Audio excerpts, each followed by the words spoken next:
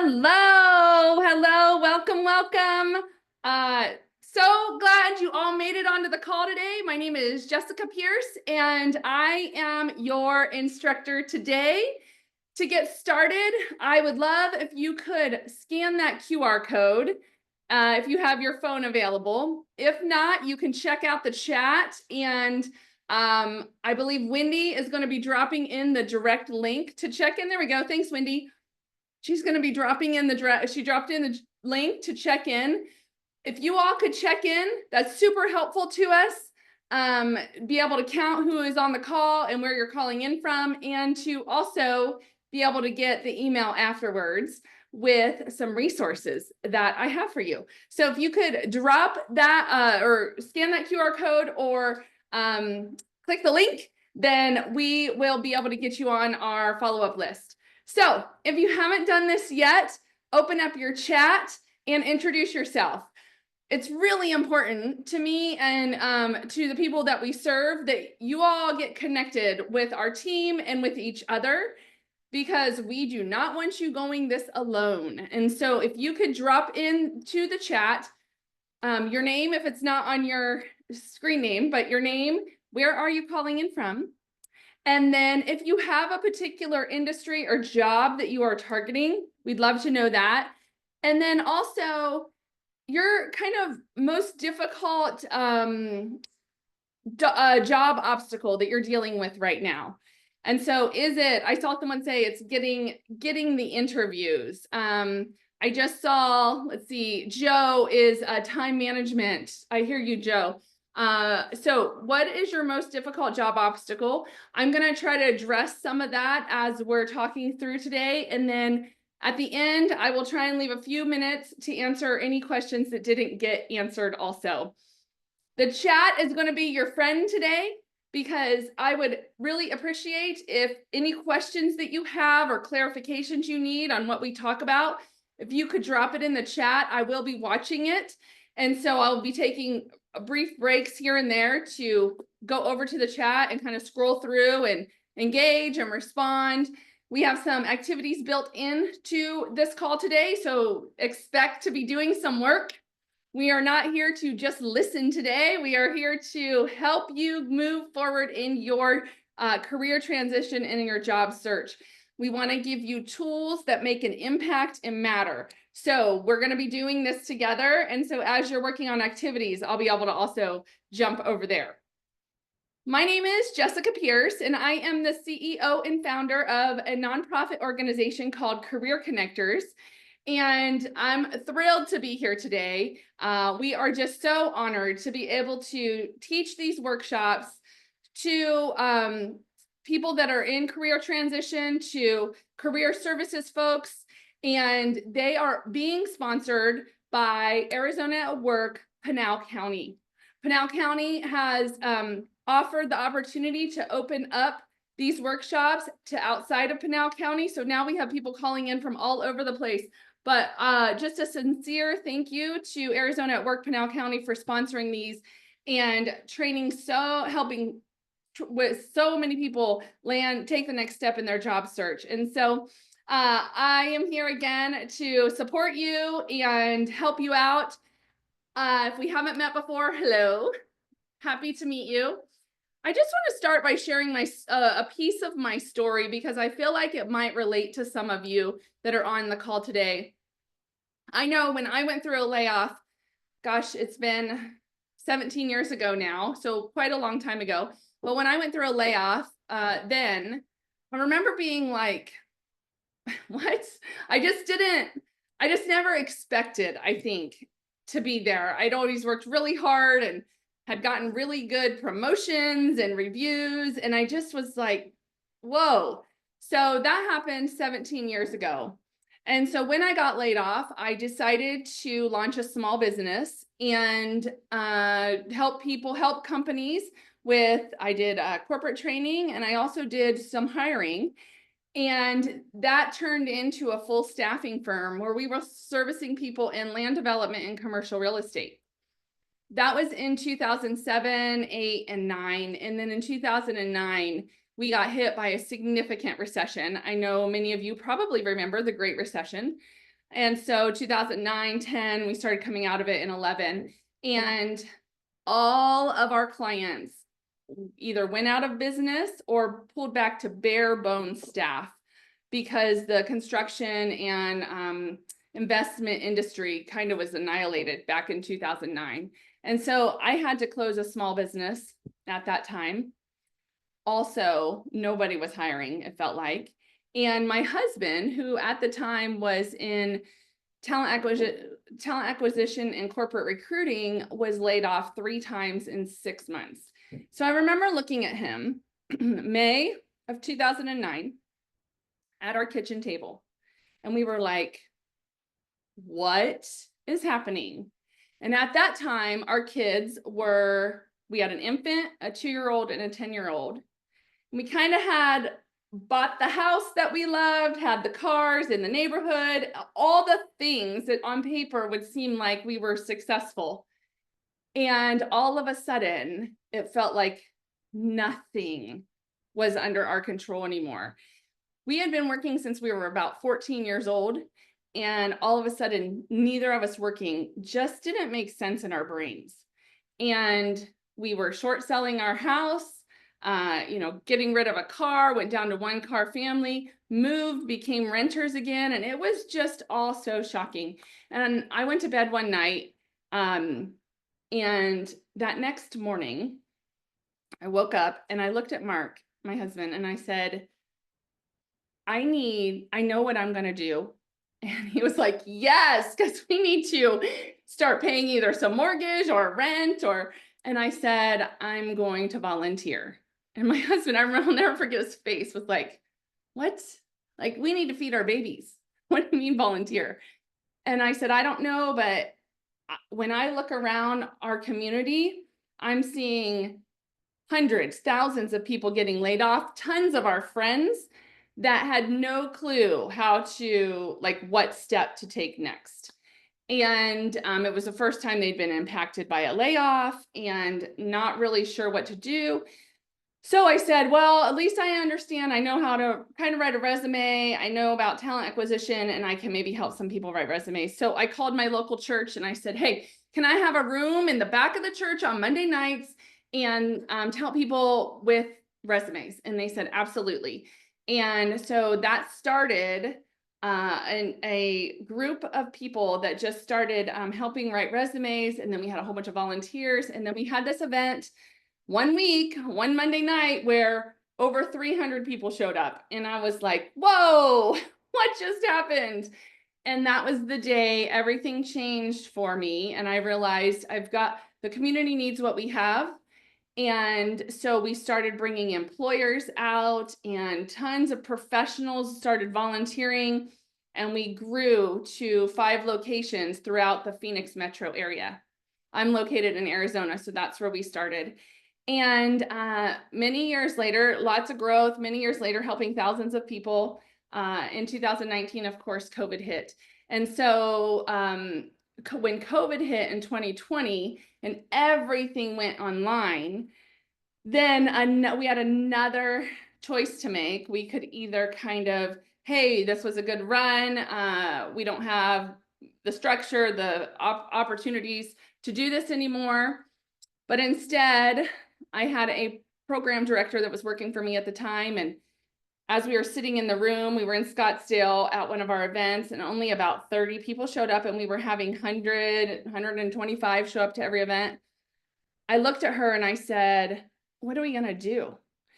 If at any time, people need our help now more than ever, because there were massive layoffs at that time. And she just looked at me and she said, I don't know, but we're going to figure it out. And we are not missing an event. We have an event next Thursday and it's happening. And I said, okay, we'll figure it out. And so she got online, and this was before like Zoom was a main thing and everyone knew how to use it. And so we figured it out, got online. And since then we are primarily virtual. We do some in-person programming as well across the US, but primarily virtual, and are able to provide these resources that are needed anywhere you are. And so I am so glad you're here. I'm glad you heard about us, whether it was through Arizona at Work, Pinal County, who's sponsoring this program, or career connectors or another way, welcome. You are in the right place. I don't have the same story as you, obviously, but I just want you to know myself and the people that teach these workshops understand in some capacity. We've been through a version of a layoff, a career change, a career transition. So I just want to say I see you and I am grateful you are here. So what we're going to do today is all about interviewing. We're going to step into the hiring process and what that looks like, a high level overview. We'll talk about the life cycle of interviewing. We'll talk about how you research and prepare, how you prepare your responses and craft your narrative, what you do at the interview and then after. I think you're going to learn something different in this workshop than maybe you have learned before, because I take a look at interviewing a little differently than a lot of people do. I teach people how to prepare for an interview without having the interview questions. And so you're going to prepare your answers and your content and your responses to questions, and you're not going to know what the questions are. And that's what I'm going to talk about today. Oh, whoops. Sorry. I think my PowerPoint went away. Give me 1 sec. Okay, I'm back. Okay. And so there we go. And oh, there we go. Sorry, went a little crazy here.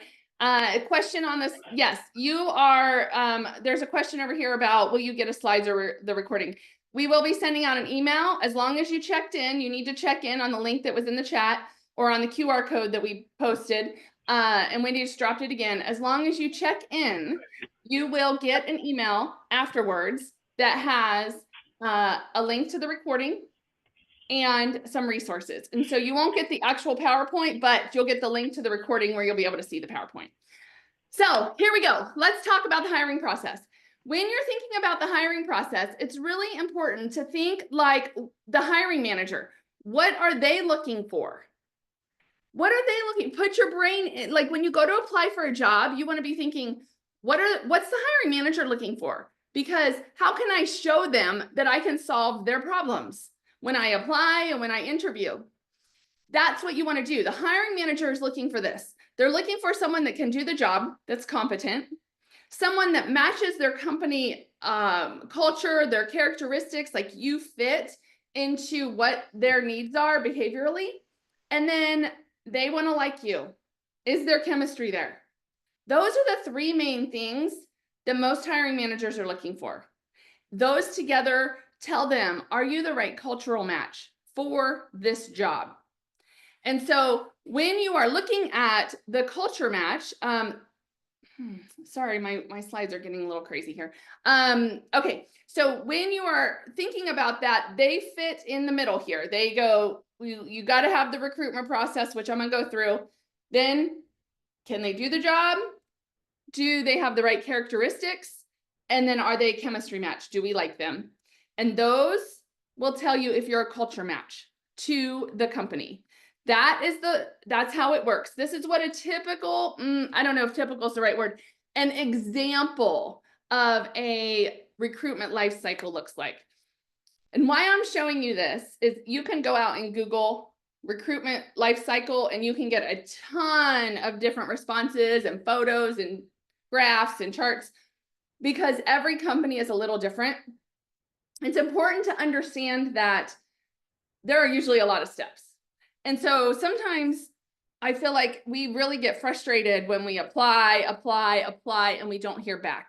Feels like it went into this, black hole kind of, and nothing ever came back. And that's really frustrating. And so understand that there are a lot of steps, and I don't want you to think about going around any steps, but you can certainly make connections. If you're trying to get directly to a hiring manager, I encourage you to do that. And also, you're still going to have to go through the other steps to get there, to actually get to the hiring manager. You may talk to them. That's a great way, but usually you still have to apply online. You still have to talk to a recruiter. There's still things you have to do. You still have to, submit your references, all the things.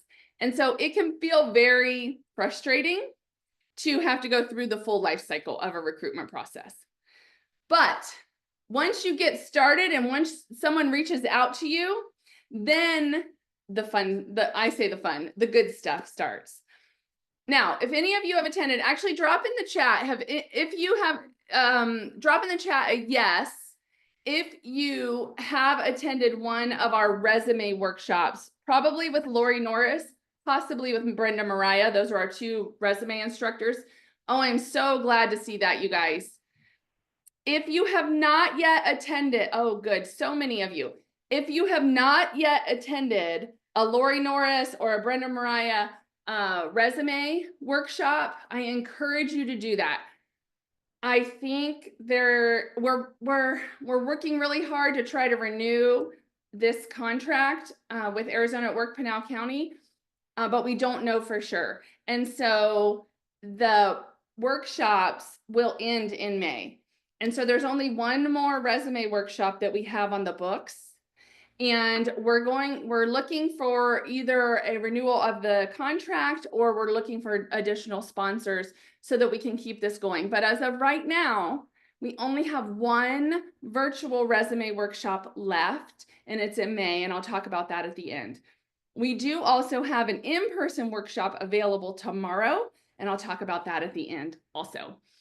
Okay, so with the resume, the reason I bring up the resume one now is because the competence piece, that really comes from the resume. Now, a company will validate your competence during an interview, but to get through that, that's not the primary reason for an interview. The primary reason for the resume is to understand if you're competent. And yes, you want to have the right resume. You want to have a resume that matches what the job description is asking for. And this is an example job description. And so when you are working on your resume to apply to a job, you must update your resume for that particular job. Now, you don't have to do a full overhaul. You don't need a brand new resume every time, but you need to tweak your resume so that it matches the job description. If you see this job description and you're like, oh my gosh, I am the perfect fit for this. Your job is to show on your resume to the hiring manager that you can solve their problems, you can fill this job, you can do the job. But you have to update your resume to show that. They wouldn't just know that. So it's really important to update your resume based on the job description. That will get you through the competence level. So that's why I'm like, if you have not attended Lori's workshop, you need to go, you need to attend it because she will walk through all of this and how to do that. So they're looking at competence, looks at your skills and qualifications, your experience, and your education and training. So the skills, these could be technical capabilities, they could be leadership skills, they are obviously requirements for the job. And if they're on the job description, they should be integrated into your resume and hopefully on your LinkedIn profile as well. So you want to integrate all of the capabilities, all the requirements of the job description onto your resume through your accomplishment statements. That's the preferred place. And then there are a couple other places you can integrate it, but as much as possible, utilize those keywords to integrate it into your resume. And then they're also looking at experience. They're looking at what are your jobs that you've had, full-time, part-time, contract, gig work, freelance, anything. Any of that belongs on your resume that applies to that job. And also volunteer experience. Do you have some volunteer experience that you're like, oh my gosh, this volunteer experience absolutely applies to the job? So as an example, I just had a really amazing volunteer. Her name is Linda, and she was helping us put together a content management system for a coaching program that we have. And Linda, we did not know how to do this. And she emailed me and said, hey, I've done online content development, curriculum development, and I'm a trainer, and do you have any opportunities for me as a volunteer? And I was like, oh my gosh, perfect timing, yes. And so I met with her, and she put together this whole, all of our back end of this content management system for this program we have. Well, she put it on her resume. She's done a great job. She put it on her resume, and also when she applied to her dream job, I was connected to that person, and they called me, and it actually is somebody that sits on my board of directors, and they asked for a reference for her.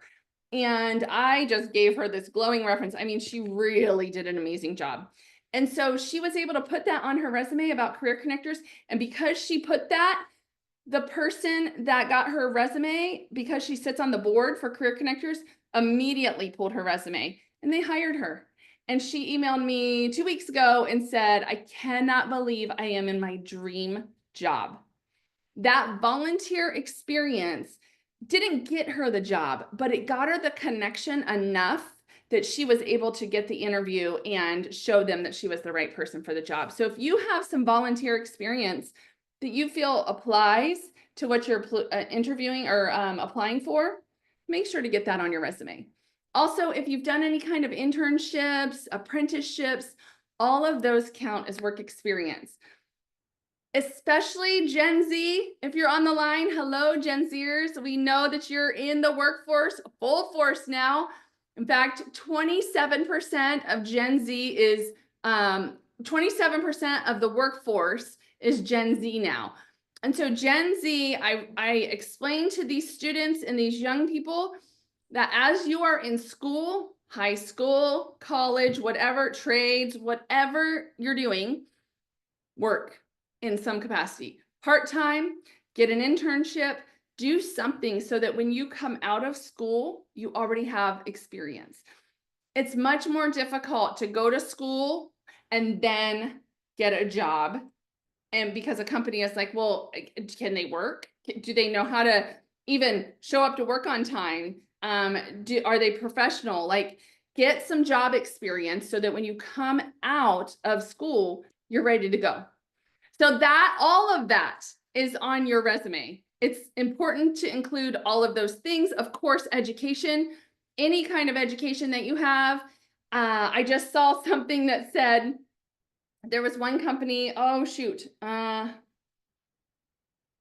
just saw it, I can't think who the company is. A large company is requiring everyone they hire, everybody, doesn't matter at what level, every single person to have a base understanding of AI, artificial intelligence. That's how much that the AI matters now, and how much it is changing the work that we do. And so it's important to include it on your resume, any kind of training that you've had. This could, of course, be school. If you've gotten a degree, absolutely. Any kind of certifications that you have, it could be trade certifications, it could be online certifications, and then also training. If you've taken any training or need to take some training, take that training and get it onto your resume. All of those things are what will show that you have the competence for the job. And the competence on your resume will get you into the interview as long as it's a match with the job description. So again, if you haven't attended one of those workshops, please do so, especially if you're struggling getting interviews. If you're struggling getting interviews, then you need that piece to be tightened up. Okay, so now let's talk about character. So the character side of this is, hey, am I a good fit for this company? Is it the right kind of company that I want to work for? Do I support their values? Do I support their products? Can I go in? Can I wear jeans? You know, I'm a jeans person. Can I wear those to work? I like to dress up. Is that okay to wear? I like remote work. Do they accept remote work? So character match. Are you a character match? And so this is really where the interviewing starts. Now, let me say this. On the interview, they will validate your competence. Okay, and we're going to talk about the way you answer some questions and how you can show that you're competent, and validate that you're competent. So we're going to integrate that into how we prepare our questions. But now the resume initially shows you're competent. It's how it gets you in the foot in the door. But now we got to understand, do we have the right match from a character standpoint? Do we support the same things that the company supports? So behaviorally, thinking through this, what are some of the main behavior traits that are important to you when you're thinking about work? What are some of the main things? Excellence. Is that important to you? They're courageous or kind of a daring company. They are innovative. Or do you like something more kind of steady? Or do you want something, do you want to go to a place where you're going to build friends in a community? Do you want something that's a global focus? A company that is, honest and high integrity. They do what they say they're going to do. Like, think through what are your traits that you have and that you want from a company, because the more clear you are on that, the better it is when you are talking to them in the interview. So think through some of those things, and there is an assessment I'm going to give you guys at no cost that you can take. And this assessment will help come up with and help you see some behavior traits that you have. So here is, it's called the DISC. And the DISC is such a great assessment I have used for, oh my gosh, 25 years probably. I was certified many, many, many years ago. And I have taught this around the world, literally around the world. And it is a great assessment for us to understand ourselves a little bit better. So Career Connectors does have a link for you if you're interested in taking this. It's no cost, and it's careerconnectors.org/DISC. And it will be in your email follow-up. This direct link will be there. And as long as you checked in and put your email in the check-in, then you will get this assessment afterwards. And here are two of my favorite pages. So you might want to write this down.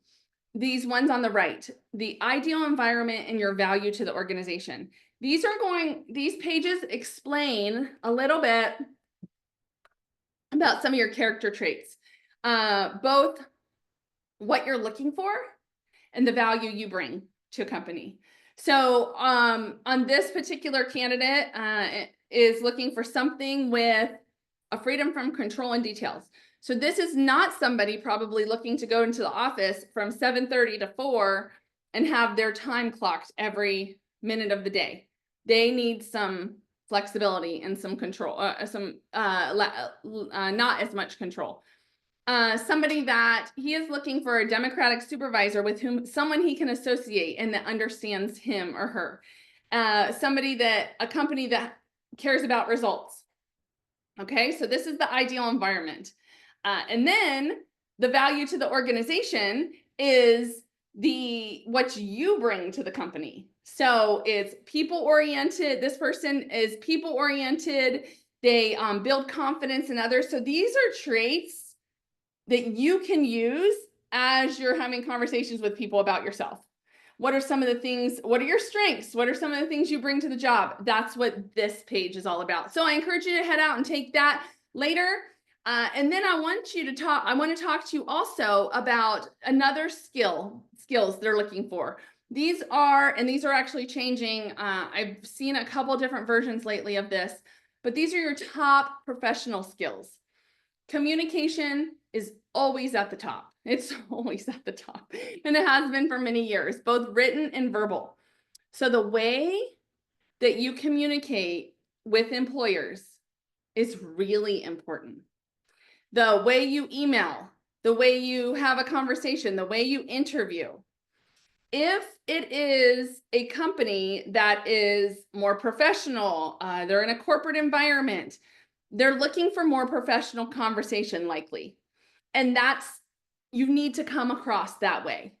when you're having conversations, not the short text messages that, don't have the full words written out, but like real communication. I was interviewing a candidate this morning for a client I'm working with. I was interviewing him, and I was just a couple minutes late to the interview because my previous interview ran over. And it was a virtual interview. And I had let him know that I would be calling him at, I don't know, I think it was like 10 o'clock Pacific Standard Time. And at 10:03, I had an email from him that said, is our interview still on? ? Like, that's all the message said. Now, I was not offended, of course, but if that's how he communicates, and by the way, I'm interviewing for a church, that was my client who I was working with. If that's the way he communicates to me, somebody he's trying to essentially impress, I'm thinking, how will he be with people that maybe are in a vulnerable state, that he's going to be working with closely? I just was like, that's not really how this client, this church communicates with people. And so I thought, he's not really a fit. And it was validated in the interview. He wasn't a fit. And I apologize for being, 3 minutes late. And he was fine. And he was even like, oh my gosh, please delete my email. So he realized, he was probably a little too curt. So think about that. That might not seem like a big deal to you, but depending on who is the company you're interviewing with, think through how you should be communicating and representing yourself. All of this is part of the interview process. Every touch with an employer is part of the interview process. And so these other ones are also really, really important. A new one that's coming onto the scene that is quickly making its way to the top is the ability to analyze and understand information. And this comes from the significant increase in artificial intelligence. And so if you're not familiar with artificial intelligence yet, if you haven't messed around with AI, then it is a time you need to. You need to. It's just, I can't say it any other way. It's time. And so with AI, when you put questions and information into an AI tool, it will respond with information. And when you read that information and try and understand it, it's not always 100% correct, or it's not exactly right, or it needs a little tweaking. So when you get that information back, the ability to understand if the information is correct, or if it's good to go, or if it needs tweaking, that's the skill. That's the professional skill that's rising quickly. The ability to understand information, understand and analyze information. So that's on there. And then of course you can see these other ones, but these are soft skills that you want to know because you want to represent yourself well with the companies. All right, so that's all character match. And what I want to just mention, let me go back a little bit. To find out what a company is looking for, there are a couple ways to do it. So you can understand yourself through the DISC, through various different things, assessments. Maybe you've taken other assessments. In fact, on the chat, if you've taken other types of behavior assessments, character assessments, anything like that, can you drop the name of it so people kind of have an idea of what kind of assessments are out there? Predictive index, Myers-Briggs, DISC, there's a whole bunch. So if you've taken one, drop it in the chat so we can see what some of the other examples are. But you can take any of those. Yes, Strength Finders. In fact, we have a speaker coming to Career Connectors next week, the following week, first week of May, to dive into Strength Finders. So that's a really good one. MBTI, great. So take some of these assessments and it will start to give you that understanding of who you are and what kind of behavior traits you have.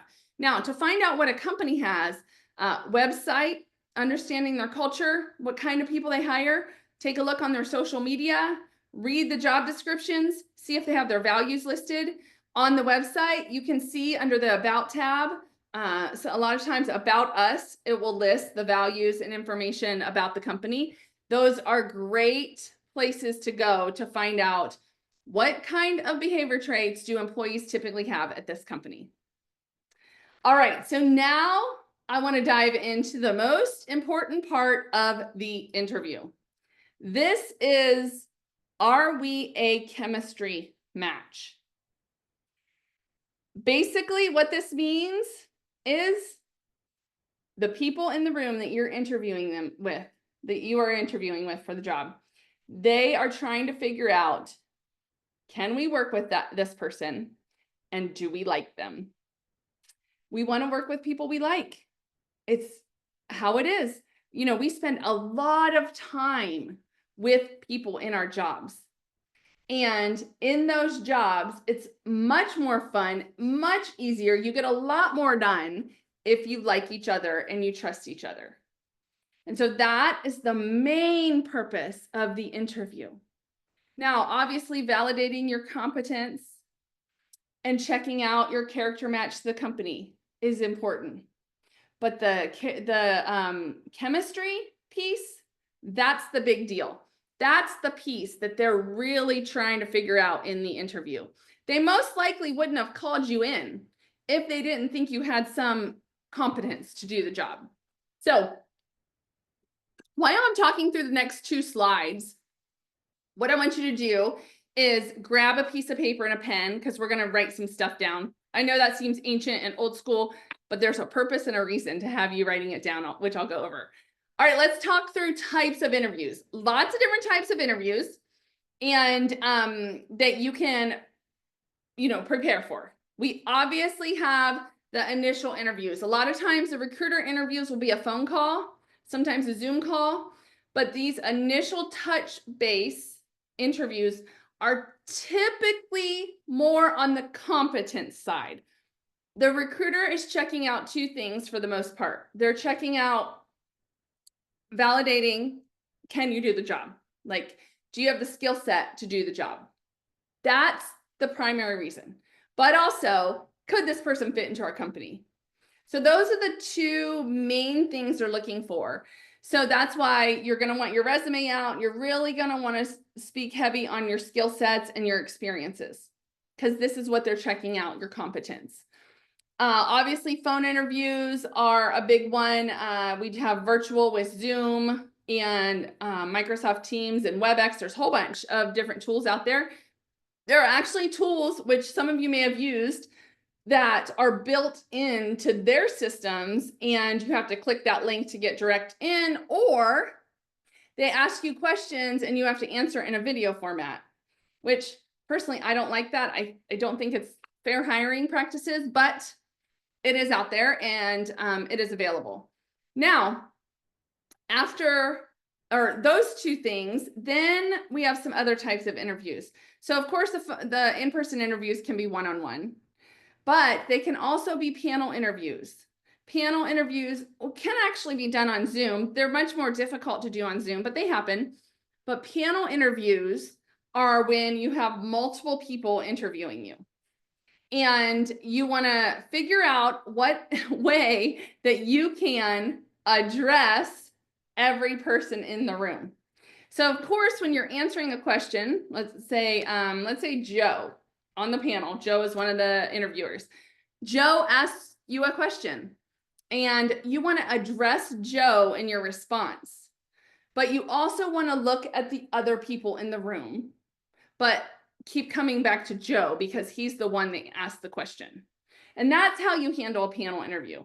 You really want to engage everybody, but make sure you really kind of zone in on the person that asked the question, because they may have a follow-up question. They may have, you're kind of looking for the head nod.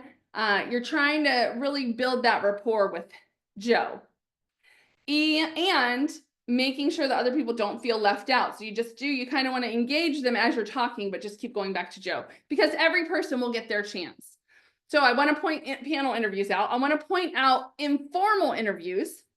So these are the ones that they say, hey, can we meet for coffee? Or we'd love to take you to lunch or dinner. Or hey, we're having a conference. We'd love for you to meet some of the team. We're having a happy hour at 5. Can you join us? Things like that. And here's what I want to tell you. Here's what I want you to hear that's important. Informal interviews are not casual, are not important, are not informal at all, actually. Informal interviews are a way for the company to see how you are going to be outside of the formal work environment. So if you are going for coffee, just grab coffee. Don't grab a croissant and a whole bunch of other things. Just grab coffee. You don't want to be focused on a whole bunch of stuff. You want to focus on the questions they're asking in the interview. I tell people, don't order spaghetti when you go to lunch. It's sloppy, it's messy, and you want to be able to have a conversation. Order something that's simple and easy to eat. When you go to happy hour, don't get alcohol. I'm talking about the interview. This is when you want to be on your best. So maybe you order a soda water with lime. That is a great option for an interview or a conference or a happy hour. That's a great option because it shows that you can you fit in, but you're also not having to drink. I just don't recommend anytime you're on an interview doing things that could put you in a place that's questionable at all. And so informal interviews, not informal. And if you're at a restaurant or somewhere else where people are serving you, every single person that you come in contact with is part of that interview. So they may be watching the way you interact with the server, the hostess. They're watching everything, because especially if you are going to be somebody that's out there meeting with people on behalf of the company, they want to make sure that what you are doing is a good representation of them. They're not going to hire somebody that's not a good representation of them. And that goes with your social media as well. So we all probably want to do a cleanup of our social media, regardless if you think it's locked down or not. So another conversation, another day. But again, they want to make sure that you are a good representation of the company.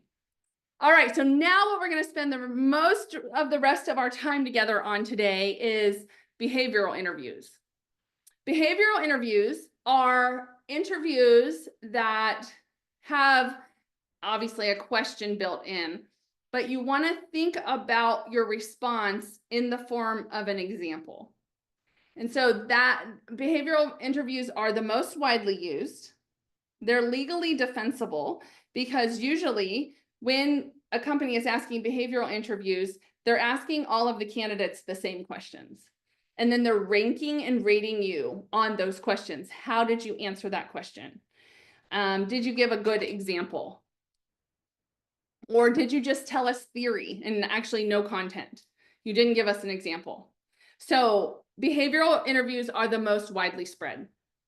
Now, when you're going into a company for these interviews, you need to be prepared. The interview is the interview. Whatever's going to happen is going to happen. And what's going to happen in that interview is based on all the pre-work that you did.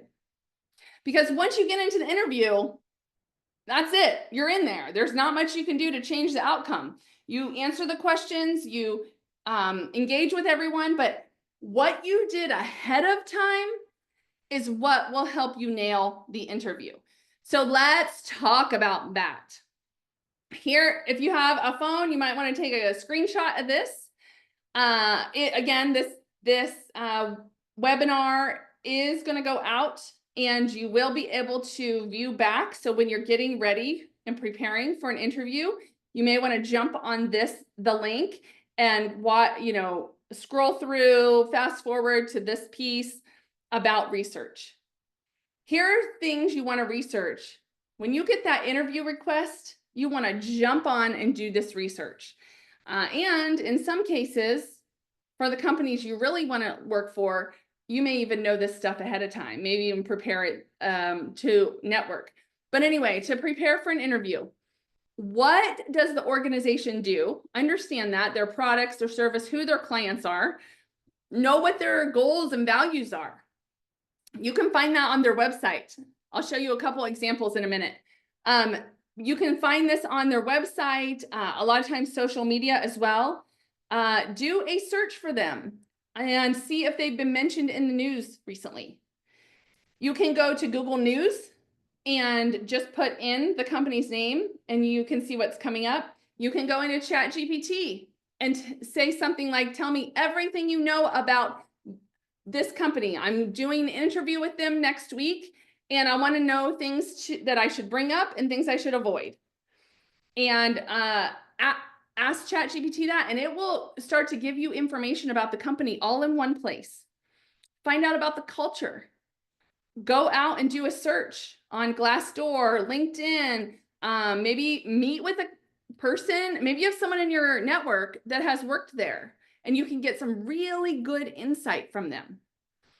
And then one of the most missed pieces of the interview is find out who you are interviewing with ahead of time, if at all possible. When they ask you for the interview, say, absolutely. Will you be the one interviewing me or can you tell me who will be in the interview? It's such a missed piece. You can do so much good in preparing if you know who you're interviewing with. You can connect with them on LinkedIn. You can do a Google search on them. You can do a ChatGPT search on them. You can really, really get some good information with who you're interviewing with and come in with some really cool connections ahead of time. All right, so there's a checklist. Let's talk about where to find this stuff. So here's a company I work with. Career Connectors has done a ton of work with this company over the years. Achieve. They used to be Freedom Financial. Oh my gosh, Freedom Financial Network, and they changed their name and rebranded a couple years ago to Achieve. Now, this company, I'm going to tell you what they do. Some of you may know them. I'm going to tell you what they do. And the minute I tell you what they do, many of you are going to be like, ugh, I would hate to work for that company. But then I'm going to tell you a little bit about them in an extended version, and then you might be interested. So this company is a debt consolidation and collection company. Who wants to work for a debt consolidation company? I know back in the recession of 2009, when I was getting debt companies calling me, I was so upset and said, stop spamming me, stop calling me, all that kind of stuff. So this whole debt consolidation companies, they just have a bad taste in a lot of our mouths. And so think about this as a debt consolidation company. However, if you go to their website and you do some searching, you take a look at the kind of people they hire. You take a look about their values and their mission and who's on their leadership team. You look at their careers page. And for people that are in sales or want to be in sales in any capacity, they do not hire the typical salesperson. If you look at the bottom of the screen in the middle, their sales team, they're looking for empathetic problem solvers. That's what they're looking for. They're not looking for charismatic closers for sales. It completely changes the type of person they're hiring. So if you're a charismatic, great with people, are a closer when it comes to sales, that is, from a character standpoint, not the type of person that this company is looking for. And you would not be a fit here and you would not like it here. So this is what you need to be researching as you're researching different companies. So empathetic problem solvers, the reason that's who they're looking for is because when they get a phone call, when someone calls in and they're obviously in debt, people don't choose to be in debt. I mean, they do make a choice to be in debt in some capacity, but that's not where they expected their life to be, to having to call a debt consolidation company to help them get out of debt. And so when they get a call from somebody, their goal as a salesperson is to listen to them, be empathetic and understanding, and help them figure out how to solve this problem. That's what they're looking for. And they do. That's what they do. They help people solve these problems. And so they negotiate with credit card companies to get agreements to reduce debt. They reduce interest rate. They have all these programs that they have available, and they're not doing hardcore sales. They don't want someone to work with them if they feel pressured into it in any capacity. They only want to help people that want to have the help. So if you're interviewing with that company, know that that's the kind of company they are before going into the interview, and then learn all about them through the different options there on their website. Who is on their lead team? Learn what they care about, their mission, their values. What does their career page say? Also, what does their social media say? Most companies have a pretty strong social media presence now. You can look them up on LinkedIn, follow their company page, maybe engage with some of the people on there. You can often see who works there. Who are the recruiters? Who do you need to reach out to? So LinkedIn, Instagram, and Facebook, look on both of those. But one I feel like is often missed is YouTube. YouTube, companies have YouTube pages, and they will have videos of their employees and what it's like to work there. So I always encourage people, as you're doing your research, make sure to include social media in your research. And here's an example of Google News. So Google News, this company, Lucid Motors, it's actually has facilities in Pinal County, which is one of the reasons I used it. Lucid Motors, if you did, these are old posts, so you wouldn't see these if you searched now. But when I put Lucid in Google News, not regular Google, Google News, it will just list the news articles. No ads, no, sponsorships, nothing like that. These are just news articles. So you can see what's current with that company. So immediately when you get an interview request, get onto their website, their social media, and do a search on Google News for them. And then of course, utilize LinkedIn. LinkedIn is just the #1 tool for recruiters, for companies hiring. It is constantly growing. People are connecting to each other. In fact, I do recommend anyone that's on the call today to go out and look up your LinkedIn URL and drop it in the chat here. Drop your LinkedIn URL in the chat, because that will help each of you connect to each other. And I'm dropping in the instructions on how to do that. I think there's a limit right now of how many people you can, if you're not on the premium, if you're a regular LinkedIn member, I think you get 5 connections a day or something like that, where you aren't connected to that person and you're connecting with them. So drop your URL. I dropped mine in. I'm happy to have you all connect with me.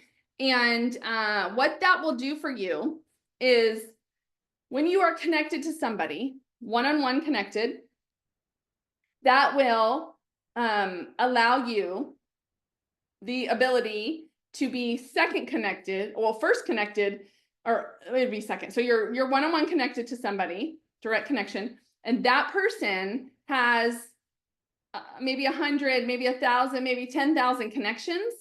And that gives you a second connection to that person's network.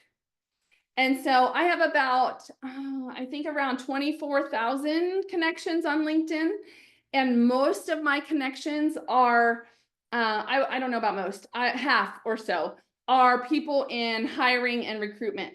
And so if we are connected, then you have a second connection to my entire network. And so when you go to search a company, I'm searching Lucid, I want to work there, I did Google News, I'm going over to LinkedIn, I'm doing a search for Lucid, and all of a sudden you see you have 2 recruiters in the at Lucid as a second connection to you. And maybe they're connected through me, maybe they're connected through somebody else, but because they're second connection, you can reach out to them and connect with them. It's so powerful if you use it right. So make sure you're connecting with each other. Thank you guys for dropping into the chat your LinkedIn URL. If you aren't sure how to do that, just open up a browser on your computer, Google Chrome, Internet Explorer, whatever you have, and go to LinkedIn. And then when you go to LinkedIn, I always say an easy way to get there is find your picture, click on your picture, and up will drop your profile. And that URL in the top of the search bar is the one I'm telling you to copy and paste. It's the one that Mira and Andrew and Misty and Christy and so on have posted into the chat right now. And so that URL is your unique URL for your LinkedIn profile. So go ahead and drop that in the chat if you haven't yet, and all of you connect with each other. And of course, I'm happy to have you join or connect with me as well. All right, so that we are through a lot of the content. Now we're going to get busy with some activities. So if you have not gone and gotten that piece of paper that I told you about, I want you to do that. I want you to go get your piece of paper. Hey, Mary, when you drop off, yep, it's almost 5 o'clock Eastern Standard Time. You're going to get an email again with the link to this webinar, and you can go an hour into the webinar and then start watching it from here forward to get these activities, because this is the most important part of the call today and the workshop. This part is the difference maker. So what I want you all to do, go get that piece of paper. And guys, I am talking about an actual piece of paper. I am talking about an actual piece of paper. And I am talking about, let me see over here, an actual pen. This is a Sharpie, so a dry erase, not necessarily that. Oh, here's one. An actual pen or pencil. This is what I want you to get. We're doing throwback. We're going old school. Piece of paper and pen. So go get that. Go get that. Make sure you have it sitting next to your computer, your phone, whatever. Make sure you have it right here, because we are going to use it for the rest of the, or a lot of the call today. So when someone is asking you an interview question, here's what they want to know. They want to know, can you do the job that you said you could do and that you applied for at our company? And do I like you? As you know, that's really important. Can you do the job? I know it's on your competence. I know that. But we want to say, not only can you do it, but how well can you do it? And can you take it to our company? So people are interested, or we can prove ourselves by stuff we've done in the past. Our past success is an indicator of our future success. So a company goes, oh, they did that there, they can certainly do it over here. But if you answer questions with theory or ideas or not information and examples, then it's not going to land. What I mean by that is if they ask you a question and you say, let's give you guys an actual example. If they ask you a question like, tell me about a time you had to have a difficult conversation with somebody. I ask that question at every single interview I ever do. If you have ever interviewed with me or ever do, be prepared for that question. It happens every single time, because again, communication is essential. The ability to communicate and be direct and have hard conversations, essential, important. So tell me about a time you had a difficult conversation with somebody. I want you to hear the difference in my two responses. I want you to hear why it's important to answer the second way. Okay, tell me about a time you had a difficult conversation with somebody. Well, I get along with pretty much anyone, and I don't really have hard conversations, but if I did, here's how I would handle it. I would probably just go to a coffee. I would meet with them and just kind of tell them what I was thinking, and and the hard part that was, we were dealing with, and maybe give some ideas on how to fix it. And then I'd really want to validate them and make sure they knew that I cared about them and that they're important to me. And if we had that conversation, I would just kind of like buy their coffee and then just make sure we had a rapport and we got along. And so that's how I would deal with it. I want to make sure we nipped it in the bud, and so that we didn't have to have those conversations anymore. That's one way to answer it. And it's a way that people answer it all the time. Happens all the time. Second answer. Tell me about a time you had to have a difficult conversation with somebody at work. Well, difficult conversations are not what I prefer to do, but it has to happen to make sure the work gets done. And so an example is I was working on this project team, and I had a main piece of the project. And that project, the project at Intel, I could only move forward with my piece of the project when the person that had the project ahead of me handed it over. Like, they had to complete their process before I could even start mine.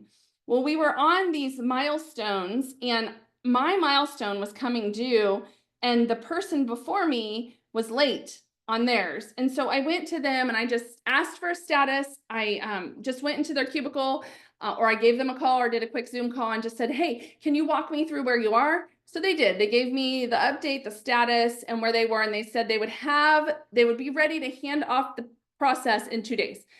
So that was on Monday. On Thursday, I still didn't have it. And so I called a meeting with them and said, hey, we really need to talk through this. And so we sat down one-on-one, and I had them lay out where they were and ask them, is there anything that I can do to help you get over this piece? Because I'm sure you're not delaying this on purpose. And because my deadline is next Monday. And so I need a couple days to get through my process. And so, she continued to say, hey, I'm sorry, I've been busy, I've been late, and I'm sorry I'm late. I'll really try. And so I just said, I really need a commitment here.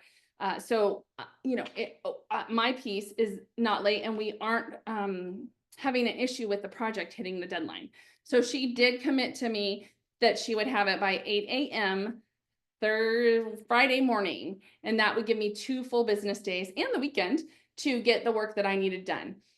She did actually have it done by Friday morning. And so I was able to help her out. And actually there was a piece in the process that I was able to pull some reports for her to help her get the work out the door. And so that was how, and then I got my work done by the end of Monday, was able to hand it off, and we were able to hit the deadline on that project. Okay, you see the difference in the 2 answers. One was very vague, and it also did something else. It told the company that you really don't like to have difficult conversations. That's what it said. You were like, oh, I don't really do difficult. I get along with everyone.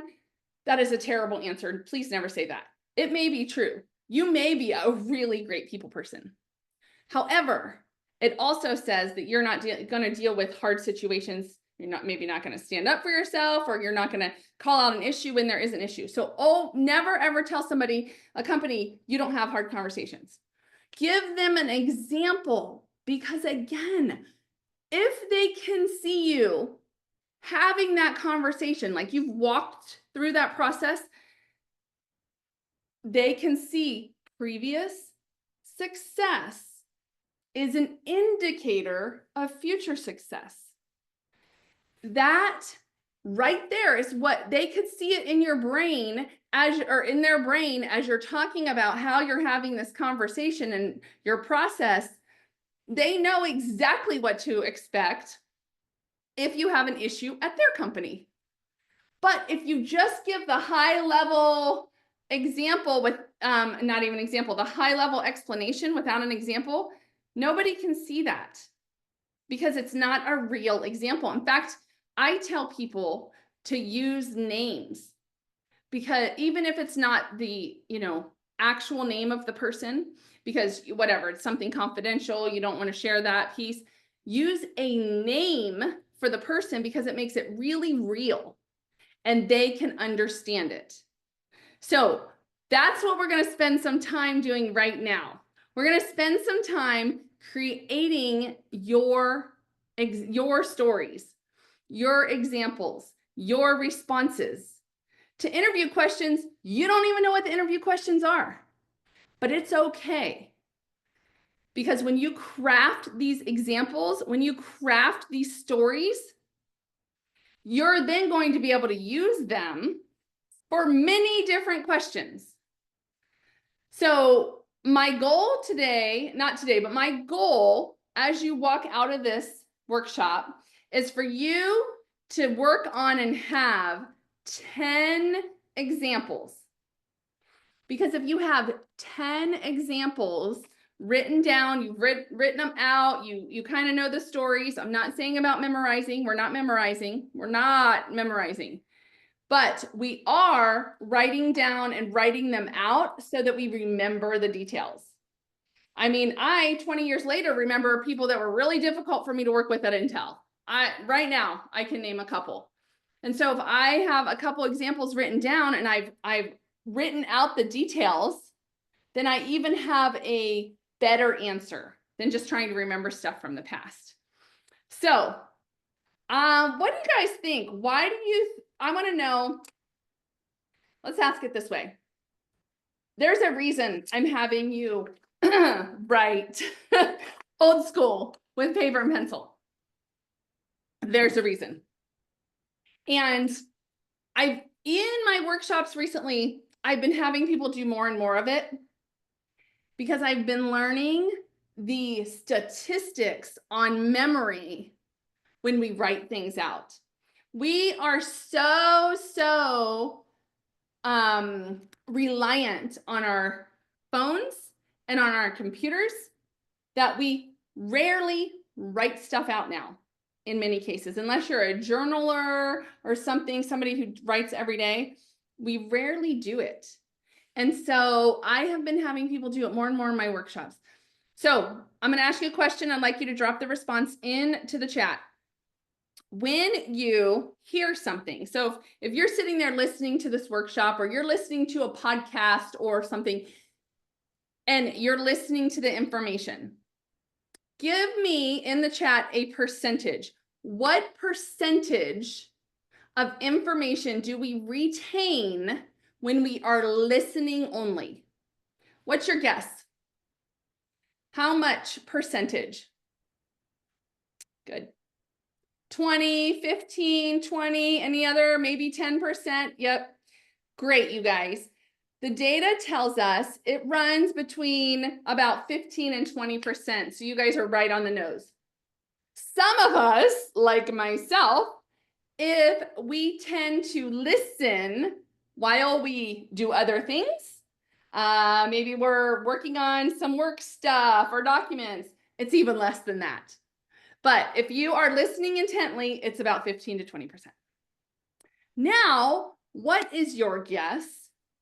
If we're listening to something, but we're putting it into our phone, we're taking notes on our phone, we're taking notes on our computer, we're typing it out. What is your guess? What's the percentage we retain when we listen and type it out on our phone, on the computer? What's your guess?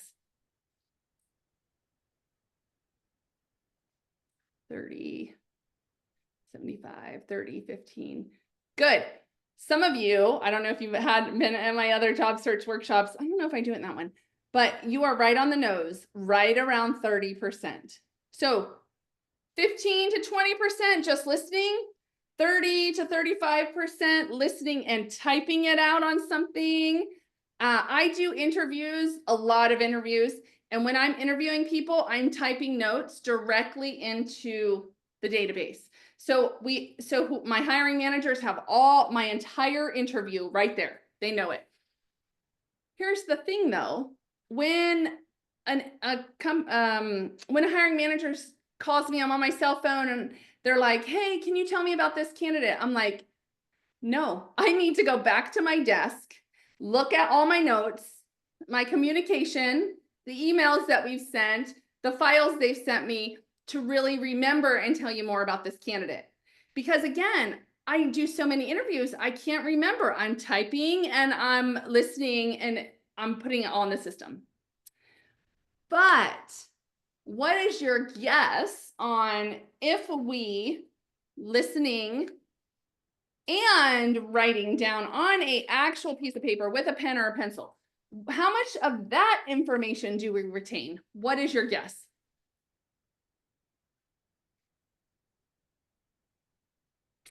Yes, it is so much higher. That number ranges 75 to 80%. So that's a dramatic difference. A dramatic difference. So when it is really important, I encourage you to write things out. And so today, as we're practicing writing out our interview answers, I would really appreciate it. It will be so helpful to you if you write this out. So here's what we're going to do. There are two different methods to this. Some like this version, some like the version we're going to do in just a minute. These are called your golden moments. These are stories. These are great things that you've done in your career. So what I want you to do for a minute before you start writing anything out, just kind of sit there for a moment, maybe close your eyes, maybe take a deep breath, just kind of get into a place where, you feel home. And I want you to think about what is something you've done in your work that you were proud of. It doesn't have to be, an award you won. It doesn't have to be running a nonprofit. No, just what is something you did? It can be one of those, but what is something you've done in your job, in a job you've had? It could be the most recent job. It can be before that. It can be maybe a side gig, anything. What is something you've done that you were really proud of? What is that? Think through that. What is something I was really proud of in my job? Did I run a project? Did I close some sales? Did I have a really hard customer that turned into an advocate? What is did you save the company money? Maybe you need to look at your resume and think through what are some of the things you've written down there.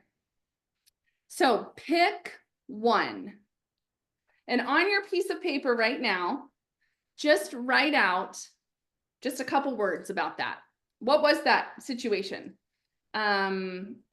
Saved $100,000 at whatever company, or ran an employee event under budget and on time. Write something down that you were really proud of, or that you're proud of. You're like, I did a good job. I would say that, yeah, I did a really good job. Now what you're going to do is you're going to answer these questions. So you have that example written at the top.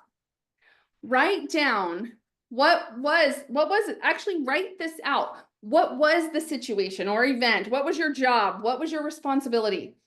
Write that out. What was your role? What did you have to do in the event, project, accomplishment? What did you have to do? And then, and this is important, how did I do it? Actually write out the steps that you had to take for this situation. And then what was the result? Write that out. And then what did you learn about yourself? And then did you change anything up? How do I operate now as a result of that? So I'm going to give you a couple minutes to work on this and to really dive in and think through a golden moment. And if you get done, you really dive in, look back, make sure you have all the details written into it. Then you can start working on another one if you'd like. but I'm going to give you a couple minutes here to really dive in. And then I'm going to go through the chat and answer some of the questions in the chat. If you have some questions, feel free. So Smita, the questions, if you're on a computer, if you can see the screen, they're on the screen right now, but I'll go ahead and actually, I'm going to type them out in the chat because some of you may not be able to have access to the PowerPoint. But the questions are, what was the situation? What was your role? How did you go about it? Specific steps.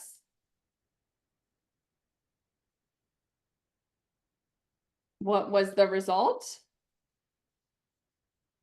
What did I learn about myself?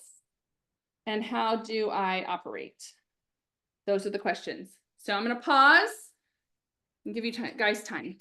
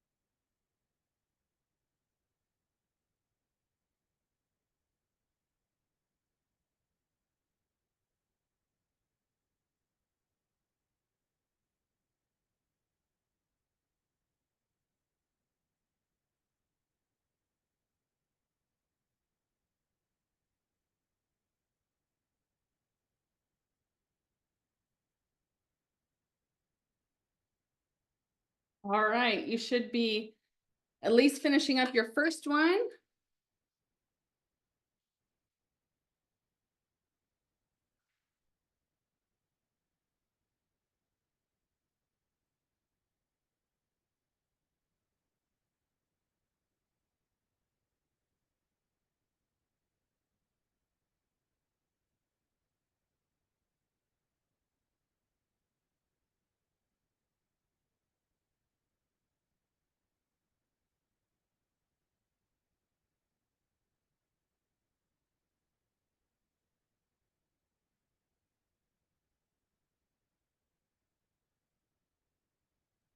Hey, Karen, I want to talk about this for a moment because I think a lot of people struggle with this. And the thought and idea of bragging about ourselves when we are interviewing. There is definitely a difference between showing your value and bragging. Okay. Because oftentimes, if we feel like we're talking about ourselves and telling people what a great job we did, that can feel like we're coming off as bragging. Instead, by changing up how you're talking about this moment that you had, that you did a really great job, it's not bragging, it's showing your value.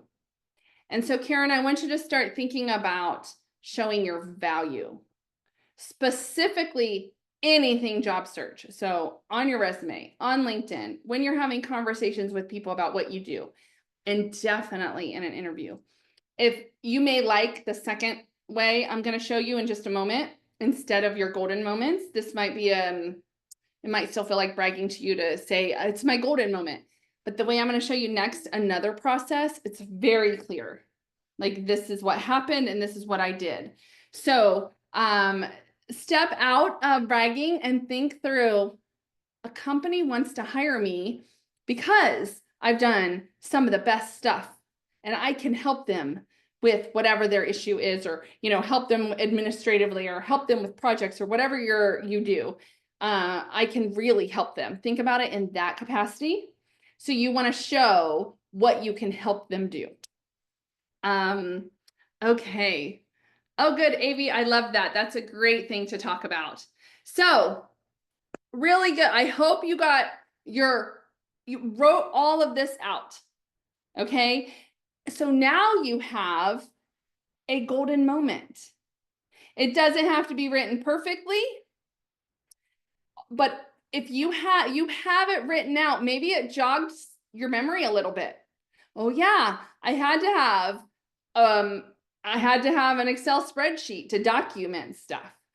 I had to share stuff on Zoom.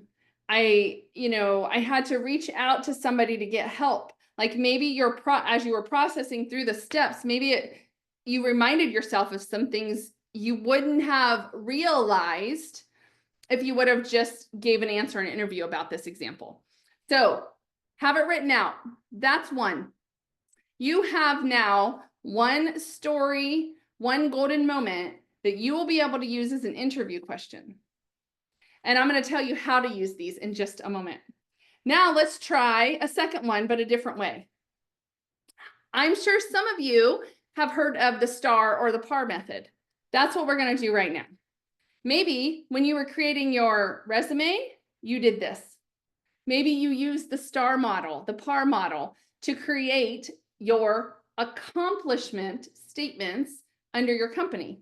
So you worked for whatever company right here, and then on your resume, you have usually a couple bullets, 3 to 5. Odd numbers are the preference. I don't know why, it sticks out better, but odd number bullets. So 3 or 5 bullets underneath each job. Those, maybe you created those based on the STAR model. So here's what we're going to do now. Think of a different situation, not the one you just did. You already have enough for that. Think of a different situation and kind of put that at the top. What was that? Was that maybe that was let's see. A manager suddenly quit, and okay, Karen, that is a really good example. Let's use that to create this. So Karen had a manager suddenly quit, and she had to step up, maybe as the full-time person or as an interim. But that is so good, because here's what this does. Your STAR moments and my STAR moments and everybody else's STAR moments often happen out of an urgent need, a hard issue, a demand. I would not have launched Career Connectors if I had not gotten laid off. No way. Whatever you're going to do in your future, you would not have been there had you not had a career transition. Okay. So oftentimes some of the, I have this saying, and it's kind of a Christian thing. So I'm sorry if that's not where your beliefs line up, but I just think it's so important that often God uses pain for purpose. So maybe it wasn't caused by anything you did or something, but whatever your pain or hard thing was, you can have purpose out of that. So that's an example of that. You totally, Karen, had to train yourself and figure it out. And that is 100% a star example. So what you're going to do, you have that written down. You all have that tagline written down, whatever it is that you're going to talk about. Now here's what you're going to do. STAR. The S, what was the situation? Describe it. When it took place, what was involved. You kind of like are setting the scene here. Like, here was the situation. It's the overview. The tasks are what needed to happen. What needed to happen based on this situation. So I'm just going to use Karen's example. So, and you've kind of already walked through it a little bit, Karen, but so her situation is when she had a manager quit one day. She had to step in. So she would talk a little bit about where the place was, who it affected, what the company was, what their job was as the manager, that kind of thing. And then the task is what needed to happen. What, as a result of the situation, what needed to happen? Well, someone had to step into the place to lead the team. That's my guess. That lead the team and make sure it was happening. Make sure things were continuing to move forward. The action are the details. So she wrote in here, she had to train herself. So what does that mean, Karen? I want you to actually write down the details of what you had to do to step into that job. So write down the details, what was planned and for when. And then the last one, you guys, is the result. What was the outcome? In Karen's situation, I'm hopeful, I'm sure she did a great job and the team was able to move forward. The clients were able to be served, or the customers, and the team was led, and then maybe she got a promotion. Whatever the outcome was, give a clear resolution to the outcome. So that's what you're going to work on right now. You're going to write down what was the situation, set the scene. What were the tasks that had to be done? What are the action steps you took? And sometimes the task and action can feel like the same thing. So that's why sometimes people use like the PAR model, which is problem, action, result. So if you're stuck on task and action and you're not sure how they're different, it's okay. Just put them together. Basically, it's the action steps that you had to take. And then what was the result? So go ahead. I'm going to give you a couple minutes to work through this. And again, if you're I saw a couple people jump on in the last couple minutes, paper and pen. We're using paper and pen so that you'll remember this.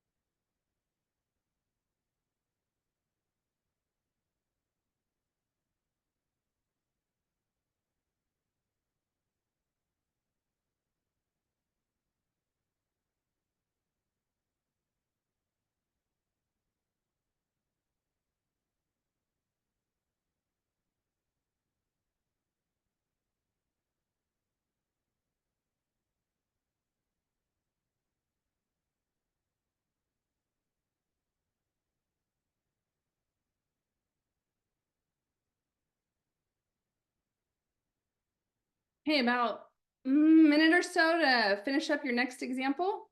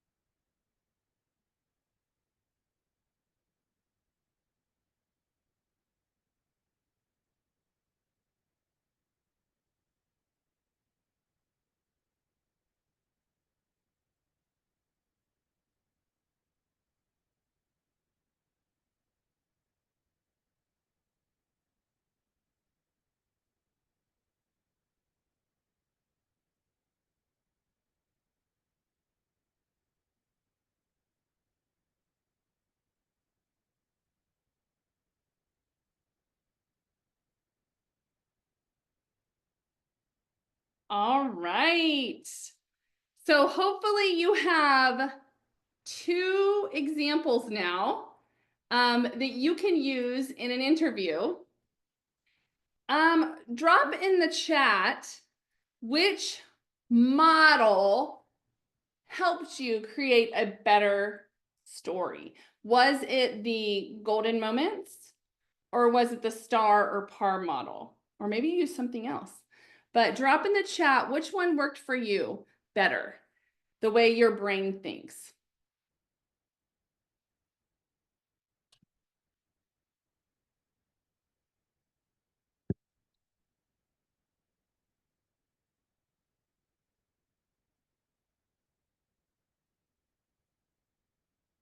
I think it was a star. Okay.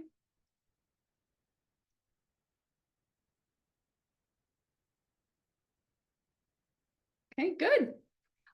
Great. Okay, so what I want you to do, oh, I like that, Joe. The golden moment helped him kind of think through, gosh, what are some things I'm really proud of in my career? Like where was I shining? But the star helped with the details, getting the whole story written out. I love that. I love that. I've never, no one's ever said that. So that was perfect. That's a great response. Same with the other person, VLab. I'm not sure what your name is, but same. Star helped organize thoughts and then the created the answer with the golden moment. Love that. So you can use both. You can use one or the other. And what I am going to recommend for you is to take time to come up with 10. So you just did 2. It took you 5, 6, 7 minutes to come up with 1. You can do this. You can do this. It is part of the process. And here's the thing. It's so worth the time to do this, because when you go into the interview, you're going to have really good answers. Really good answers. And here's the thing. They're not memorized. You do not have to get your answer down so solid that you are memorizing it, because the goal of this, what we're talking about right now, the goal of this is for you just to be able to talk, for you just to be able to go, hey, there was this situation. Here's what it was. Here's how I took care of it. Here are some of the steps I had to take, and here was the result. Like just talking. Because once you remember these things and you write them down, then it's easy to talk about yourself. It's harder to write it out, get a script verbatim, and memorize it. Because then what you're focusing on when you're interviewing, you're not focusing on answering actually the question that they asked you. You're focused on memorizing your script. You don't want to do that, because it doesn't come off as authentic, and you'll get nervous that you won't remember it. You'll get nervous. And so you don't want to be nervous. You want to walk in going, I am prepared. I know what my 10 answers are, and I can talk about them. So there was a question about in here about how long should I take to answer an interview question? 3 to 5 minutes, 2 to 5 minutes. You know, some situations require more detail. My son's a chemical engineer, and so I'm sure, and I know this because I was practicing with him, when he was answering questions for this company that was going to interview him, he had to provide a lot more steps and a lot more information. But maybe your answers don't require as much detail, and that's okay. But think 2-ish to 5-ish minutes. Don't go after 5 minutes. Don't just, find the period and stop. I was interviewing this candidate recently, and the first question, which we're going to talk about this in a minute, first question I always ask is, hey, so tell me a little bit about yourself, or tell me about your experience, something like that. You guys, the first interview I do is a 30-minute interview it's basically screening. Can you do the job? Can you give me some examples where you've done the job, and could you be a fit here? That's kind of what that interview is. So I asked him, tell me a little bit about your experience, tell me about yourself. 25 minutes later, he was still talking, answering the first question. I thought, if I move this candidate forward, the hiring team will kill me. They will be like, who in the heck did you send us? So 5 minutes is, cut it off, answer the question and cut it off. And so you want to do enough to give the high level overview, the steps you took, the actions you took, and then the results. Okay, that's what you want to do. That's 3 to 5 minutes. So when you write out all 10 of your examples, talk through them. Just, again, you're not practicing them to memorize.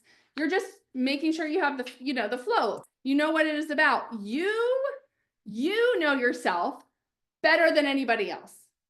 So when you go to answer these questions, what if you mess up on a piece of the question? Maybe the customer's name you have wrong, or how long it actually took you to do something. You guys, they'll never know. I'm not saying to lie, obviously, but they'll never know if you mess up. They'll never know. You know you better than anybody else. So once you write these out, you don't have to memorize them. You'll remember, because you are the one that did the thing. You did the work, you did the project, you ran the event. Maybe you say that you had to order special custom pink napkins, but actually they were blue. Who cares? No one will ever know that. Just go through your example. You don't have to memorize it. So you're going to get 10 of these. And when you walk into the interview, before we get to that, when you walk into the interview, what you're going to do is you're going to have either a notepad. Hang on, I'm going to show you the notepad I use. Oh, shoot. Okay, I don't have it, but I thought I had one right here. I don't. But you could use this kind of notepad. You can use the yellow large ones, legal pads, any kind of notepad. You can use anything. You can just use a piece of paper, anything. And what you want to do is on that piece of paper, just one line of your stories. One, that little thing you wrote at the top that I said, write down your example, whatever you wrote there, the thing that would trigger your memory about the story. So maybe it was fundraising event at Intel. Maybe that was it. Maybe it was, so I had a project where I had to implement soft skills training in Israel. Okay. That was an example. Like just one line that would trigger your memory. So you're going to have 10 of those one-liners on a piece of paper. Does that make sense? You're going to have 10 one-liners. And each of those one-liners are going to be one of the stories. Yes, a cheat sheet. That's exactly what it is. An allowed cheat sheet. So you're going to bring that piece of paper with you, and it is absolutely acceptable to bring in a notepad on an interview. I always recommend that you have a notepad and you actually kind of write down the question that they're asking you. Tiffany, yes, as long as you checked in, as long as you put your email in to the check-in, you will get the link to this webinar. And I think I owe you a separate email anyway, and I'm so sorry. I just realized that I never got that to you. So I will be emailing you separately, Tiffany. Okay, so you're going to bring in the notepad for your own notes, and then one of the pieces of paper or a separate piece is going to have 10 stories written down, 10 one-liners. Then I'm going to walk you through the process of how to use those 10 one-liners, okay? So let's talk about the questions, and then we'll get into that process of how to do that. First of all, almost at every interview, in some way, people ask you, tell me about yourself. Maybe they say, tell me about your experience, but in some fashion, tell me about yourself. And the answers, Wendy, if you don't mind dropping in the check-in URL one more time, and then we'll drop it in again at the end, but somebody was asking for that. Thank you for the reminder. If you came in late and didn't check in, make sure to go ahead and do that. Or if you didn't check in earlier. Okay, back to this. So tell me about yourself. They're going to ask that. You're going to get asked that in some capacity. So people go all over the place with this question. And so here's what I recommend that you do. Really try to focus on your background, your resume, your experiences. And this question is where they are validating your competence, where they're validating, that you are who you said you have done the work you said you did on your resume. Because especially right now, what's happening is people are having AI build out their resumes, and there's a lot of stuff on our resumes that the people that are doing that aren't true about themselves, and they don't catch it. And so this part of this question is validating that the stuff on your resume is true. And also, it's starting to make the connection with them. It's starting to like, hey, do I like this person? Can we work together? So you want to do an overview answer here. And you want to keep it job focused as much as possible and strength focused as much as possible. You can even throw in something about a hobby. So here is, there are a couple examples here if you want to just read through these. For example, the first one is about a design position. And so this person has always been around design. His parents remodeled his house when he was in high school, and he was able to actually work in some of the interior design plans. And then he knew he wanted to pursue that. So kind of it says, like, I've wanted to do this work my whole life. I've loved it. And I've studied it and I care about it. And then studied it in college, got my degree. And then I have been at a design firm in Savannah. And then I built out my portfolio by designing both residential and commercial experiences. And then it goes on to explain some more at the firm, build up my proficiency in building and cutting edge technologies, and allowed me to build strong relationships with suppliers. And then it talks about the most rewarding part of the job has been working on the historic buildings, and it helped him or her familiarize themselves with the best-in-class building preservation methods. And this is what I want to do moving forward. Work at a firm, a design firm like this one that specializes in design and preservation of historical buildings. And then I can be an asset to your team. So what it does is it says why I care about this work, and it gives an overview of the experiences and successes and strengths. And then it did throw a little bit of personal into this because it talked about how far back it went for this person, all the way back to their childhood. All right, so that's an example. Here's another one. I currently work as a hostess, been there for a couple years, greeting and seating customers, looking at wait times, fulfilling orders, answering phones, loves the busy environment. I've learned how to multitask and manage my time. Previously, I worked in retail, and that helped me develop my customer service skills. And I'm looking to develop those even more. And I'm interested in your restaurant because it has a great reputation. And outside of work, I love to bake and taking mixology classes. So that says right there that this person cares about the restaurant. So they can, in their mind, already say, oh my gosh, we're going to hire a hostess, but then we might get a server, we might get a bartender, we might get a cook, we might get a chef. I love that part of this story. And then, so that is how you answer, tell me about yourself. Okay. That is, you kind of give a high level overview. I'm gonna go back one more time so you can see this. Oops. Go back one more time. Here we go. It's brief, kind of gives an overview, strengths focused, and then maybe something personally. Okay. That's how you do the tell me about yourself. The other one that's always asked, strengths and weaknesses. What are your strengths? What are your weaknesses? And this is one of the reasons I really appreciate things like the DISC assessment. The DISC assessment or any of the other ones that were listed by you guys or that you have taken, go back to those.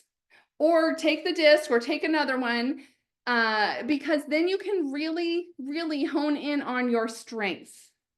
And many of them will say these are your areas where you maybe not be as strong. And it will help you prepare because you know you're going to get this question. So again, I'm not telling you to memorize anything. When you walk into an interview and you know yourself, these answers come. They're not hard. So you're going to know your stories. You're going to kind of know, you already know who you are, but you're going to know how to hone that in. And then you're going to know your strengths and weaknesses.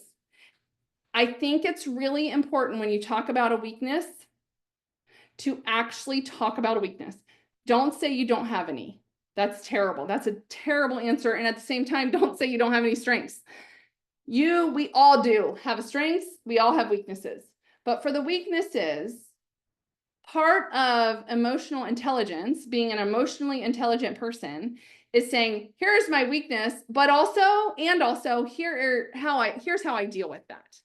Okay. So as an example of a strength.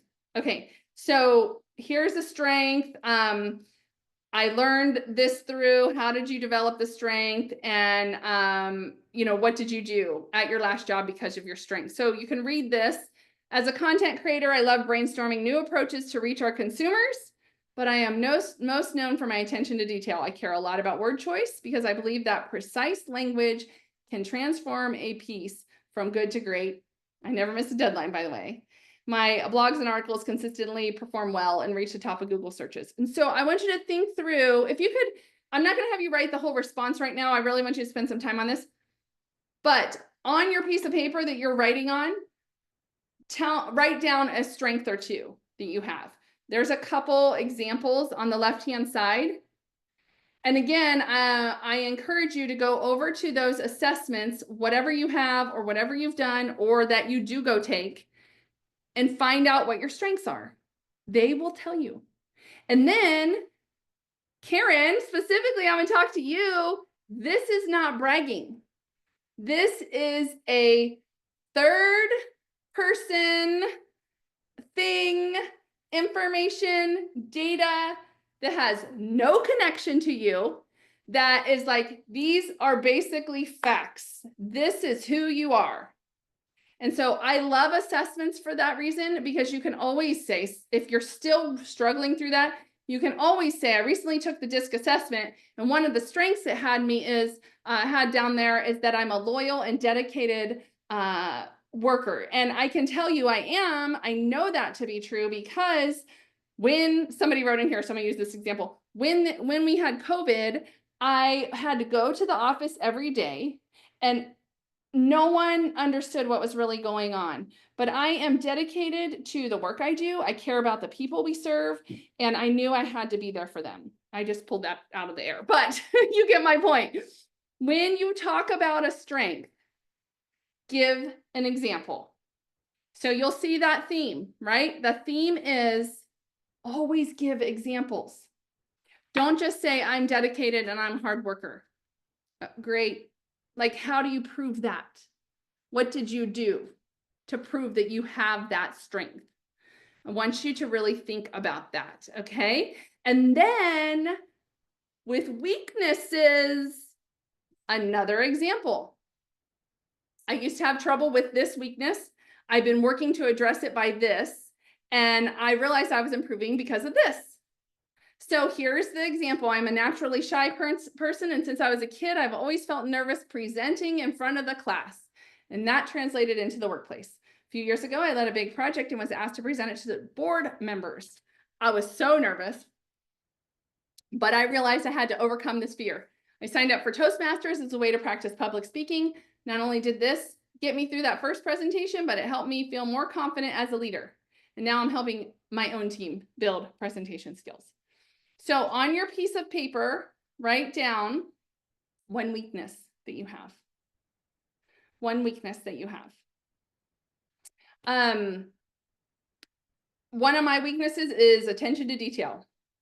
I am so fast-paced, moving, that I will often miss things. In fact, somebody sent me an email this morning. I sent her an email and I asked a question. And in her email, she said, "Hi, Shannon," and went on to answer. And I read the answer and I did what she said, and that was it. Well, I get a follow-up email and she's like, "Oh my gosh, Jessica, I'm so sorry. I was just moving so fast." You know what cracked me up? I didn't even notice that she called me Shannon. I was like, I just read the answer and moved on. And but that's actually a weakness, that attention to detail. I know that about myself. So what I've done is we have staff or volunteer event directors running events, and they pull the details together. They look at the presentations. They make sure it is tight and good. And we have somebody running our Zoom calls. Today it's windy, and we also have Sharon letting people in. I set our team up for success by having the right people around me. Okay, so what do you do? How do you make up for your weakness? Do you push yourself? The first speaking job I got was at Intel, and when I interviewed for the job, it was to oversee a database of trainers and speakers, and they're all internal employees. They have this program called Intel University that employees train a large portion of the classes. Professional development, technical development. I mean, there are people at Intel are really, really smart, and so they will teach the different classes. Well, I took the job. I was going to be managing these instructors worldwide, coordinating with them, putting them in classes. Day one of my job, I get there and we're talking through how to do this. And she says, my boss says, "Oh, also you will be training these instructors on how to train the classes internationally, all over at all the Intel plants around the world." And I was like, hold up. I've never spoken in front of a group before. And what? How was that the job I signed up for? Have any of you ever walked into a job day one and it was completely a different job than you interviewed for? So I was like, all right, okay, all right, I can do this. And I was nervous. So I did the exact same thing that this person on this example did. I looked up Toastmasters, and they just so happened to have a Toastmasters group on campus, on site at Intel. the next day, that afternoon. And so I went, I signed up for it, and I just started attending Toastmasters. And I cried during my first presentation because I was so nervous. But it's those moments, back to what we were talking about before, it's those moments that often change us, define us, and allow us to really do amazing things. So think through your weakness and your strength. Okay. Lastly, this next question is, why should we hire you? So I like to feature these 3 questions. Tell me about yourself. What are your strengths and weaknesses, and why should we hire you? These 3 questions are asked very often, which is why I bring them up. Everything else is more on the behavioral side. And even with these, you still kind of answer them with examples similar to how you would answer a behavioral question. So with this one, why should we hire you? This one's going to go back to the pre-work you did. Why do you like this company? Why do you want to work there? Why did you apply for this job? Maybe you just auto-applied, kind of. You just applied for the job. It looks good. You knew nothing about them, and you just applied, and they called you. And when that happens, it doesn't really happen too often, but when it does happen, you need to go do some heavy research and really understand how you align and why you like this company. What I would love for you guys to do now is, in the chat, write down 1 or 2 companies that you would love to work for. 1 or 2 companies that you're like, oh man, that's like the gift. That's like the dream. Write those companies down, because when you leave this event today, if you have not written a list of 10 to 20 companies down, you need to do that. You need to write a list of 10 to 20 target companies down. And you can do that through researching, through asking ChatGPT or Google companies that have really great cultures that are located in Phoenix, Arizona, or whatever. Who else? Oh, we have Lewis, Shepherd Expositions, and Cvent. Great. Christy, Amazon. Really good. So here, think about this. Joe, Early Warning Services. So Joe, we're on this call right now in this training, and you see your phone's right next to you, and you see an incoming call, and the incoming call says Early Warning Services. Are you going to pause everything and go grab that phone call? You betcha. You are, yep. He says, yep. You're going to grab that phone so fast. You're going to put this on mute or hang up or walk outside or wherever, and you're going to take that phone call because you are so excited, because they're on your list. You've been watching them. You know about them. So that is what I want you to do, and how I want you walking into every single interview. You want to be excited about the interview. You don't want to be walking in going, okay, tell me what you guys do again. It's terrible. You want to walk into the interview knowing who this company is, knowing why you want to make an impact there. How are you connected? You want to know why you want to work there. So you're going to get this question, and it should be the easiest question you get, because you've done the research, you know about the company, maybe you've engaged with them on LinkedIn, you've engaged with them on social media. And when you answer this question, you're going to be able to say, here's what I bring to you. Here are my skills and values. Here's why I love you guys, and you're on my target list, and I have been watching you for so long. And you're going to help them understand that you are excited to be there. You want to be there. You're excited. That's what this is about. That's what this question is about. So make sure that you are prepared and ready for this question. And it shouldn't be a big deal, because you've already practiced it, or you've already researched it, and you're ready. You want to work there. So that's what this one is about. Now, the rest of the questions, for the most part, are going to be these behavioral questions. Tell me about a time when. Tell me about a time when you had to manage a project and it didn't go well. Tell me about a time when you had to run an event and hit a deadline. Tell me about a time when one of your technologies failed. Tell me about a time. Those are the questions. Tell me about a time when you were super creative. Something like that. Okay.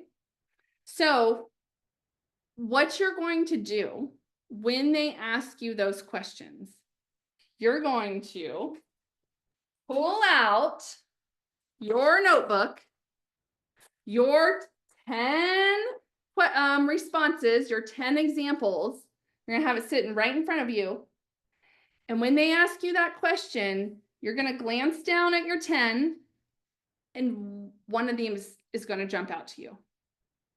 You're going to go, maybe they ask you, tell me about a time when you had to run an event and it didn't go, you had to run an event or a project, it didn't go as planned.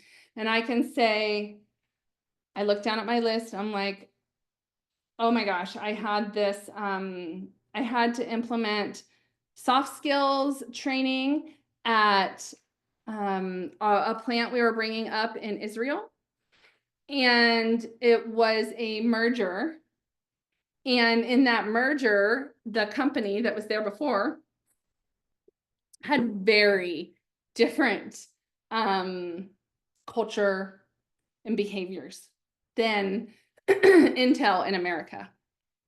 And so we would go into these meetings, and the very first meeting I went into over there, we explained what the typical process looks like.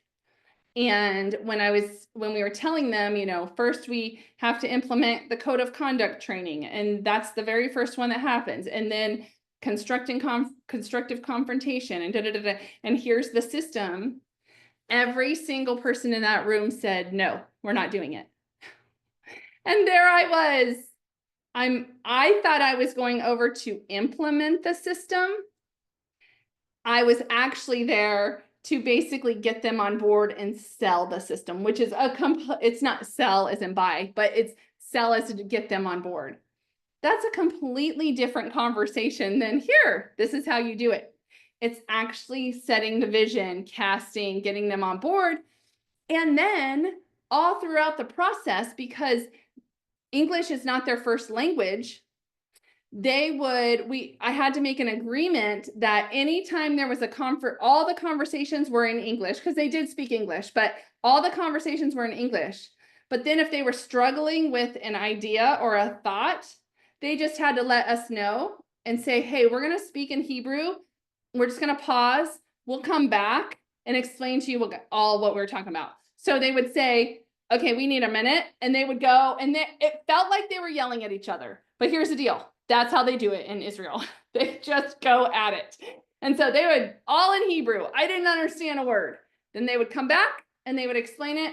And so what ended up originally being a week project, I stayed for an additional week. So we were there for 2 weeks, and we were able to bring a portion of the project on board and get them to understand why we were doing this. Now we had to continue following up, and it took a full year for this project to fully work and to get everything on board. But it worked, and they were on board, and then it was able to be a process moving forward. So to me, that's an example of a project that didn't go as planned, but the long term was a success. And so that's how it works. They'll ask you a question, and you just look down at your answers. And you were like, oh, this is a good one for that question. And it sounds like it takes a long time. It doesn't. It takes like 5 seconds. Because you've already written out your 10 and practiced them.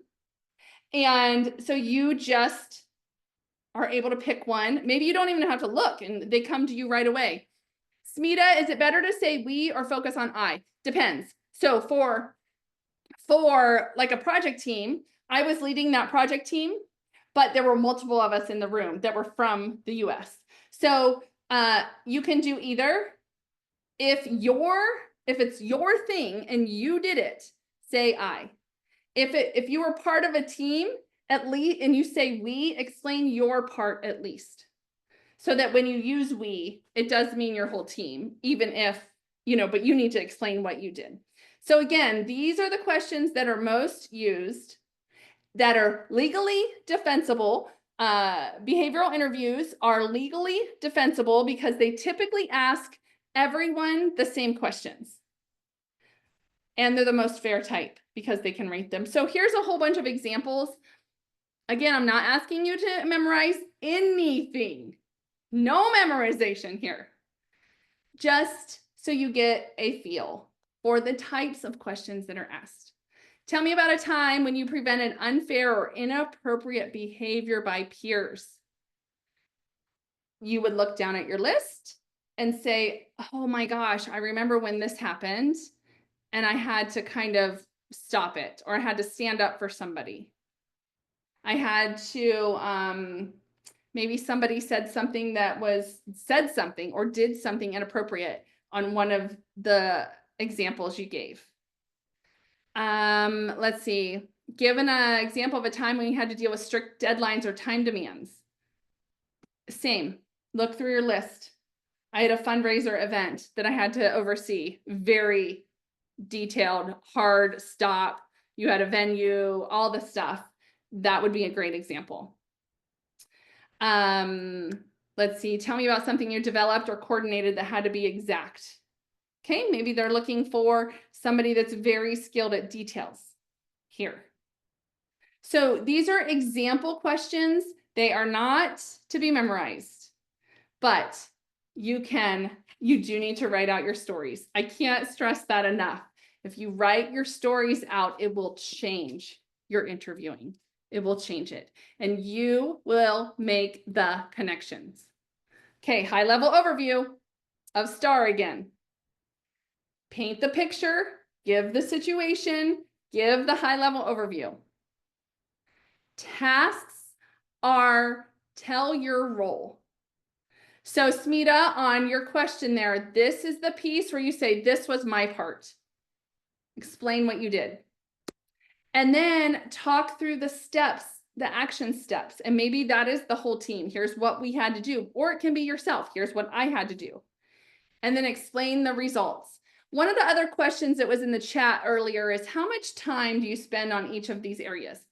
I would not worry about that, because this should be natural. This should just be, you're explaining the high level overview, you're giving some of the details, and you're talking about the results.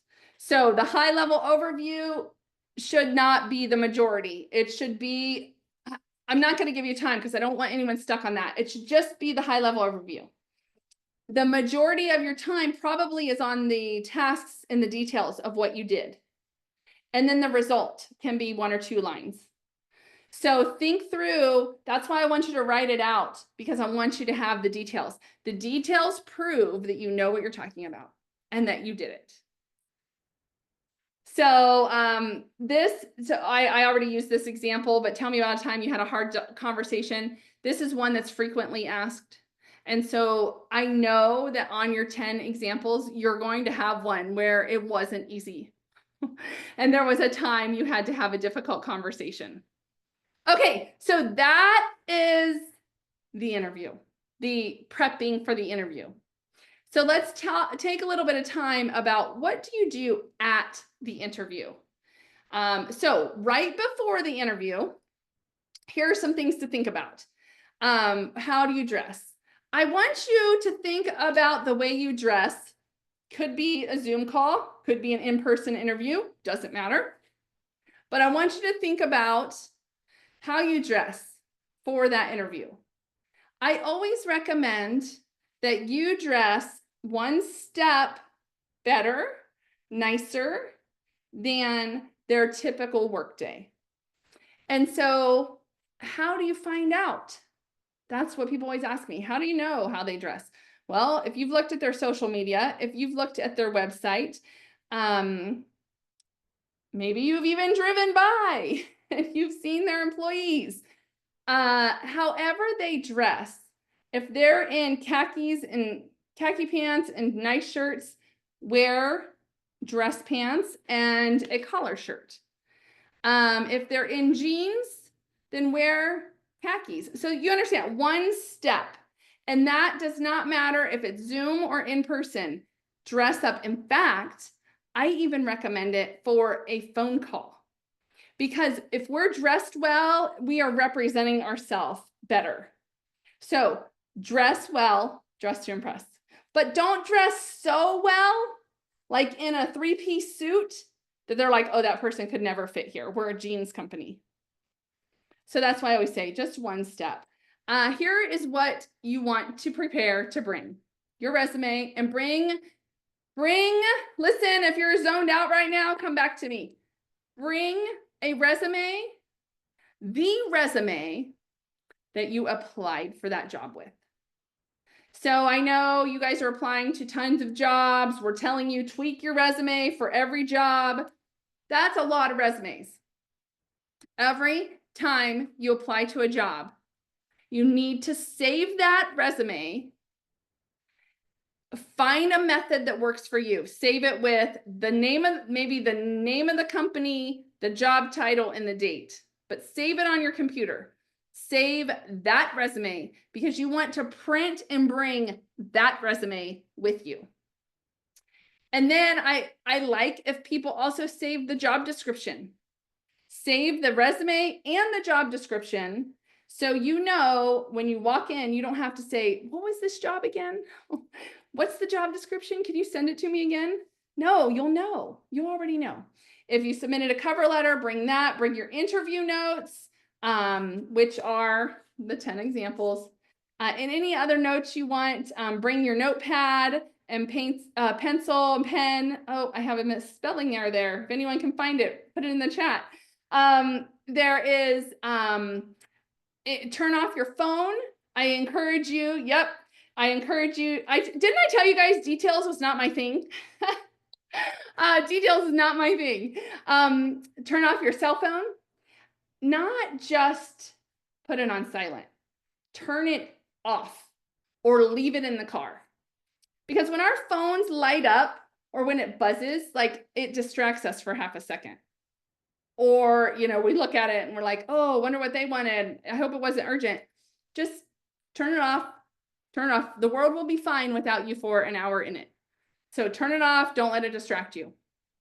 And then, of course, directions. I was at a meeting last night. I run this mastermind for women business owners. And my one friend was there and she, her cell phone was not working. Well, her husband, when he was switching from, I think T-Mobile to AT&T, and she told him, I'm not ready, so don't switch my phone yet. And she's a business owner and she's very busy business owner. And she was on a phone call and her phone went out in the middle of the phone call. And she goes, and then it said SOS. And she's like, oh my gosh, are you serious right now? And so ran into, her husband was in another room, ran, and she's like, what did you do? You know, and she goes, can you believe I had to go and write down directions to how to get to the mastermind meeting because she didn't have a phone, no GPS, no phone to work on. So I was cracking up because I'm like, that was back in the day, right? But make sure when I say directions, make sure you know where you're going. Like they may have multiple campuses. Maybe they have a factory and then they have corporate office. Like make sure you know where you're going and you get the address. All of that is before. Now, one thing I want to touch on, that I haven't touched on yet, is references. With references, you want to, again, this is something you want to have prepared ahead of time. So look at the references. Think about the references. If you don't have any, think about, you need 6 to 8. You need to have 2 people that were your boss, your manager, your leader before. 2 of those. You need 2 people that were colleagues you worked with. Maybe they were clients, but they were kind of on your level. All right. You worked with them on projects or they were your clients. So 2 leaders, 2 clients. 2, if you have been a manager, If you have led people, you need 2 people that have worked for you. Okay, subordinates is what the official word is, but 2 people that have worked for you. And some of you will not have that, and that's okay. And then you need 2 personal references. So between 6 and 8, 2 leaders, 2 colleagues or clients, 2 people that worked for you, subordinates, and 2 personal. So what you do is you get all of those references together ahead of time, and then you have 6 to 8 references ready to go, and you get their approval to include you as a reference. Then when a company asks for references, and sometimes it's at the interview, and if you can hand them the references, golden. Or maybe you have it on an app or on your notes pad or whatever, you can send it right to them. Then what you do with the references is you give whoever you want. You don't have to usually give all 8. Pick the ones that are going to best represent you for that particular job. And then you give those references off. Maybe they ask for 3. You give 3 of the references off, and then immediately you call or email or text the references you gave and said, hey, I just gave your name for this company. Here's the job description, and here's some things I'd love for you to say about me. Tell them, prep them. Okay, I get so many reference calls that I had no idea I was getting. And so when we're not prepped, when someone is, when you're giving a reference and you're not prepped, you're going to give a good reference probably, but you don't know exactly what the job is about or how you can best help that person get that job. So help your people out. And then make sure at the interview, your first impression matters, you guys. It really matters. So think about smiling. Think about having eye contact. Think about doing a proper handshake, an introduction, a natural smile, right? Like, be happy to be there. Just be happy to be there. And a lot of times nerves will take over, but if you are prepared and you have done the work ahead of time, a lot of your nerves will shake away. We're not as nervous when we're prepared. And then when you do start the conversation with them and you walk into that meeting or the Zoom call and they're like, hey, how are you? How was traffic? Or were you able to get connected? Or, whatever. What I mean by mirror their response is if they're asking you questions like that, small talk, basically, respond with that. How was the traffic? Oh yeah, it was fine. In Arizona, the snowbirds are leaving. And so now we have more, it's easier to drive around. I noticed that, by the way, the other day as I was driving to Phoenix, I was like, oh, traffic's a lot lighter today. This is great.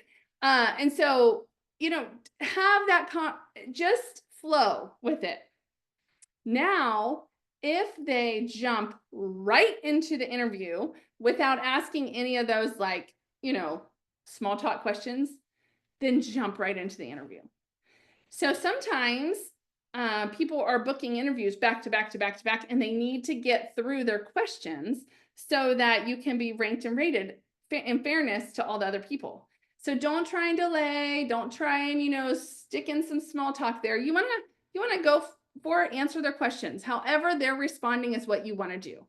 And then think about what kind of questions you should ask.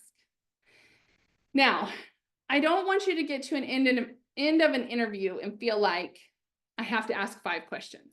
Like, have to. I don't want you to feel like that. Instead, I want you thinking through what are some things you don't know that you really care about. Because if you just have a standard 5 questions that you ask at every job, interviewers can tell. But because you've been doing the research on these companies, because you've been doing that, then, and you can ask something specific. Something like, hey, I saw that you guys were out serving the community doing a all employee day at AWE. Tell me about that. Is that something you do regularly, or how do you pick your nonprofits? Something like, ask something specific to the company. Maybe the person that you're interviewing with is in the room. The person in the room is the one you'd be working for. And you can say, hey, I was doing a little bit of research on LinkedIn. I knew I was going to be interviewing with you. I think you're the one that's hiring for this position. Is that right? And they can answer that. And maybe you found something that's a connection. Maybe you're both from the Midwest. Maybe you are graduated from the same college or a rival college. Like there's something there. Can you make a connection? And then can you ask a little bit about their leadership style? But by doing it that way, you made a connection. You said, I did some research, right? But if all else fails, if you're not sure, these questions are decent. You can fall back on some of these, but I would personalize them as much as possible. Okay, and then here's what not to ask. Do not ask in the first interview about salary and benefits. In fact, you can go on to Glassdoor and learn some of this information ahead of time. A lot of states still do not require salary and benefit information be given out in a job posting. I live in a state in Arizona that does not require salaries to be posted. Some states require it, and I hope there will be a day when it is required by all, but that's not my battle to fight. So this is a question I would hold off until second, maybe third interview, because what you are doing in the first couple interviews is building rapport, getting them to like you and you to like them.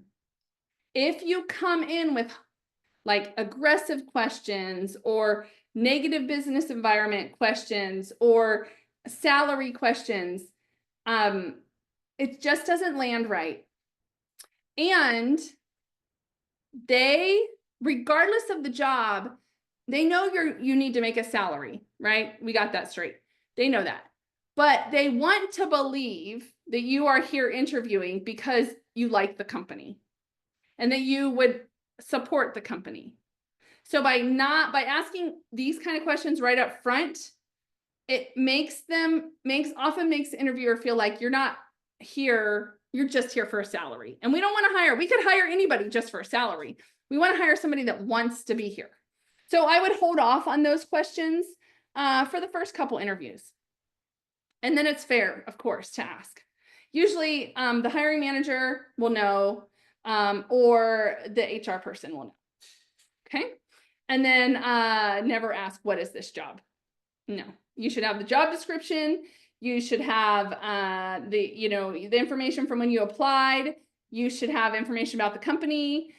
You can validate. You can say, hey, I just want to make sure that I applied for this project coordinator position. And, if they don't kind of give an overview, then in most companies will give you an overview at the beginning. But if they don't, you can ask that question. I just want to make sure this is for the project coordinator position, right? Especially if you applied for 2 or 3 jobs there. Okay. And then the last thing is be excited to be there. Be excited. And it's okay to show that a little bit. And remember, being confident is so important. You know you better than anybody else. So if you have these questions and these answers written out, if you've done the work ahead of time, you can be 100% confident in your answers because you know them, you did them, you lived them. It's a lived, true experience. You're just reminding yourself with these. And then you want to here's what I tell people. When you're walking into an interview, regardless if you have practiced, prepared, brought notes, by the time you're there, you're there. So just take a moment and really relax. And I am not a mindfulness girl. I'm just not. And my husband, this is just the biggest joke to me in the whole world. So my husband was a recruiter for almost 20 years. He had a midlife career change and became a counselor, a therapist. And so he's a therapist now, behavioral therapist. And he went back to school, got his master, did the testing, internship, all of that stuff in his 40s. And he's big on mindfulness. And there's this app called Headspace, and it's on Netflix. It's also on your phone. And I was having trouble winding down at night. And he would be like, listen, just put Headspace on for a little bit. And I was like, no, nope, I'm not doing it. I'm not a mindfulness girl. And so here's what happened. One night he's like, okay, I know you don't want to put this on, but I'm just going to put it on because I need it on. And he put mindfulness on and I was asleep in like 2 minutes. And so it's kind of a joke now. So it works. Regardless if you're a mindfulness girl or guy or not, take some moments to breathe and relax. Because no matter what, by the time you're there, whether you've practiced or not. So you're going to go in, if you prepared, you prepared and you know your stuff. So go in fully confident and you know who you are better than anyone. And then a couple things to follow up after the interview. Let's see, Joe, I do want to answer your question. Okay, so Joe's question is, if a company he's interested in calls, but with a position that isn't his preferred job, and it's at a lower, like it's an entry, it's either, they want to, maybe they like you, but they want to get you started at a little bit lower level. Should I continue with an initial interview? It depends. It depends. So this could go either way. And it is a hard decision. If it's truly a company and it's like, I really want to work for this company. Yes, for sure. Go in, because here's what can happen. Maybe that's the opportunity that they have right now for you and they want to get you in the door. Sometimes people can go on as contractors to start and then they get hired full-time later. I know when I was 24 and I started at Intel, that's how I got in the door. I knew I was going to come in as an hourly contractor, and within a year I was full-time and salary. And so it depends. It depends. How much do you want do you want to work for that company? Now you can say, this does not fit into my needs from a salary standpoint right now. But I really want to work for you guys. I love what you do. So I'm not going to be able to move forward with that position. I'm happy to come in and get to know the team and do an initial interview. And I really, really, really want to work for your company. It is on my list. But I'm not going to be able to take a position at that level. So, I mean, that people understand that. So basically, just be truthful. Yes, I am willing to come in at that level because I so support you guys, or I cannot. It's just not something I can afford to do. And but I would love to have a conversation. Either of those will work. Okay, so let's talk about following up. What you want to do is always follow up with after an interview. There's multiple reasons to do this, but one of them is to show that you truly are interested. And it's another way to get in front of the people that interviewed you. So you want to connect on LinkedIn if you have not yet. Do it right away within 24 hours, same day if you can. LinkedIn connection with a note is absolutely appropriate. And actually, that's the way I prefer that you do it. The reason is because when you send an email and you connect with them, one, they're in your network then. And two, when they see the connection request and the note from you, they can click on your profile and see all your information and be like, oh yeah, that's who that is. Now you can do the LinkedIn message and connection and also do an email, because not everyone is on LinkedIn every day. So you can do both. Somebody asked me last month when I taught this if a card, an email, or not an email, a letter is appropriate, because not a lot of people get letters. I mean, you can, but I don't necessarily recommend it, because lots of people are not even in their office anymore.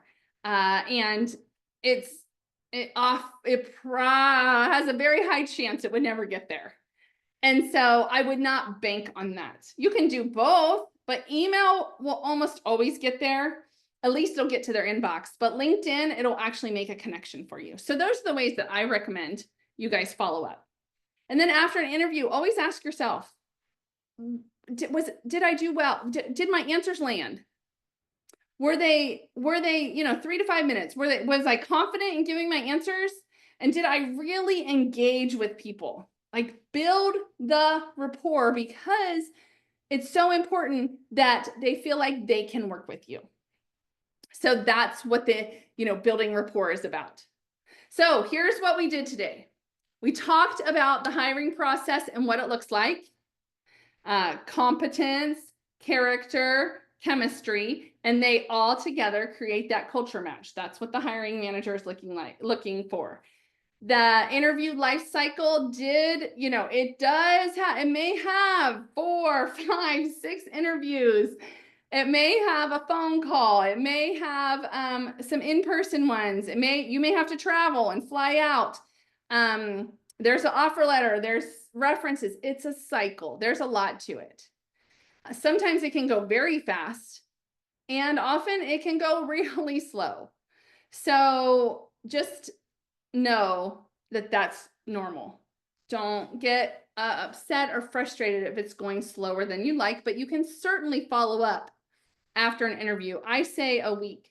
If you have a follow up immediately, and then if you haven't heard anything in a week, follow up.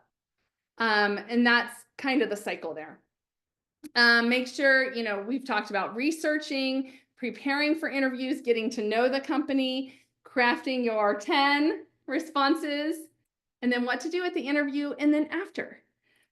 That is what we talked. So what I would like for you to think about right now is take a look at your notes, think through what you learned, talked about today, maybe something new that came out for you.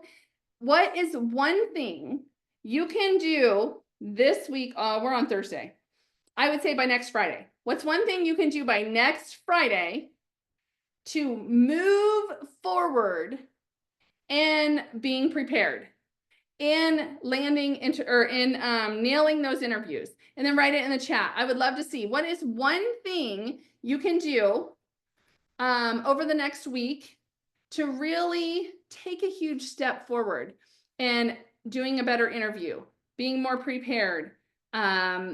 Yes, make more STAR examples. Great, that's a good one. What else? What can you do and what can you commit to in this piece? Create and craft my 10 golden moments. I love it. So good. Yes, the 10 one-liners. Love it. So good, you guys. I really, really, really, really am hopeful that you will create your 10. For every person that I've seen create their 10 examples, their confidence goes up and they interview so much better than they had ever interviewed before. Great. I want to go through a couple resources with you guys, and then we'll wrap it up and allow for any additional questions. So if you are, again, the sponsor of this program was Arizona at Work, Pinal County, and they have lots of resources. If you are a Pinal County resident, take a look at this.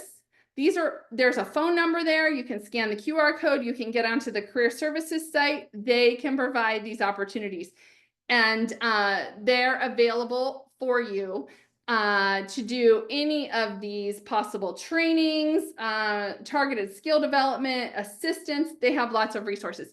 And tomorrow, if you're in Pinal County or close, I need you to listen up. Tomorrow, there is a great opportunity for an in-person career fair. These do not happen very often. This is an in-person career fair. It's in Pinal County. The first one's in Eloy. And the companies listed on the left-hand side, I think there's 16 of them, will be there in person, and you can talk to them. Now, starting at 9 a.m. tomorrow, there will be a workshop. We'll have our trainers live, and they're going to be talking about resumes, job search, some kind of overview job search stuff, and then how to work a job fair. Because there is a process to being successful at a job fair around talking to all the tables, networking, meeting people, following up. So they're going to talk about that tomorrow. So that's on tomorrow, Friday, April 25th. The career fair is in the afternoon from 1 to 4. But the workshop is in the morning from 9 to 11:30. Then there's a lunch. If you're there, you can get one-on-one resume assistance by our professional resume writers. You can get LinkedIn coaching, etc. So feel free to join us tomorrow. I'm going to be there. Oh, we have Jose on the line. Awesome. Thanks, Jose. Jose is, he is with Arizona at Work Pinal County. If you're a Pinal County resident, please reach out to him. I'm sure Jose will be there with me tomorrow at the Eloy Job Fair. We will be there. We would love to meet you and help you in any way we can. And then there will be another one on May 22nd, and this one in Coolidge. So another city in Pinal County. And we don't have the list of companies, or I don't have the list of companies yet. They're working on them right now. And as soon as we have those, we will announce those as well. All right. And then Career Connectors is, I mentioned it earlier, a nonprofit. We're all about helping our community, helping you all land into a job that you really desire. And again, we have one more month so far of these workshops. The grant has not renewed yet. We're hopeful it does. It may not. We don't know. And if not, we are looking for other sponsors because these programs have been so successful. So if you have not attended the other sessions, grab these ones in May because this may be it. So May 6th, Lori Norris is doing resume writing. I'm doing one on Job Search Essentials May 13th. And then Brenda Mariah is doing one on May 29th, salary negotiation. So those are the ones that are coming up. All right. And then we have Career Connectors has events. And these we do monthly, every month. And with these workshops, or they're not workshops, they're like keynote events. We have a keynote speaker around something current in job search. And then we have a secondary keynote that talks about some tactical things. So our next one is May 8th. And this is open to anyone, anywhere. And Julie's going to talk about the modern job search. And then Stephanie Claire J is actually going to talk about utilizing something like your strengths. And she has Strengths Finders as the example, but you can use any assessment. And she is giving, it's Strengths Week. So anyone who registers is going to get the Strength Finders for free. And that's another assessment. And then we have something in June around branding, and then mindset. And then we have a really cool one in July also. And this is tackling the career obstacle course, age, race, and gender. And then I'm interviewing a recruiter to have her talk about how hiring decisions are made on the recruitment side. So those are our upcoming events. And then here is my QR code directly to my website. If you want to follow me on Instagram or connect on LinkedIn or anything else, I have tons of resources out there for you guys there. So thank you so much for being here. If you did not check in, make sure that you do in the link in the chat so that you can make sure you can get this webinar afterwards. And Wendy just dropped it again. You can get this webinar link afterwards, and you can get our resources that are coming out to you afterwards. If we have any other questions, please go ahead and drop them in the chat. You can also unmute yourself and talk because we have a few minutes available for that.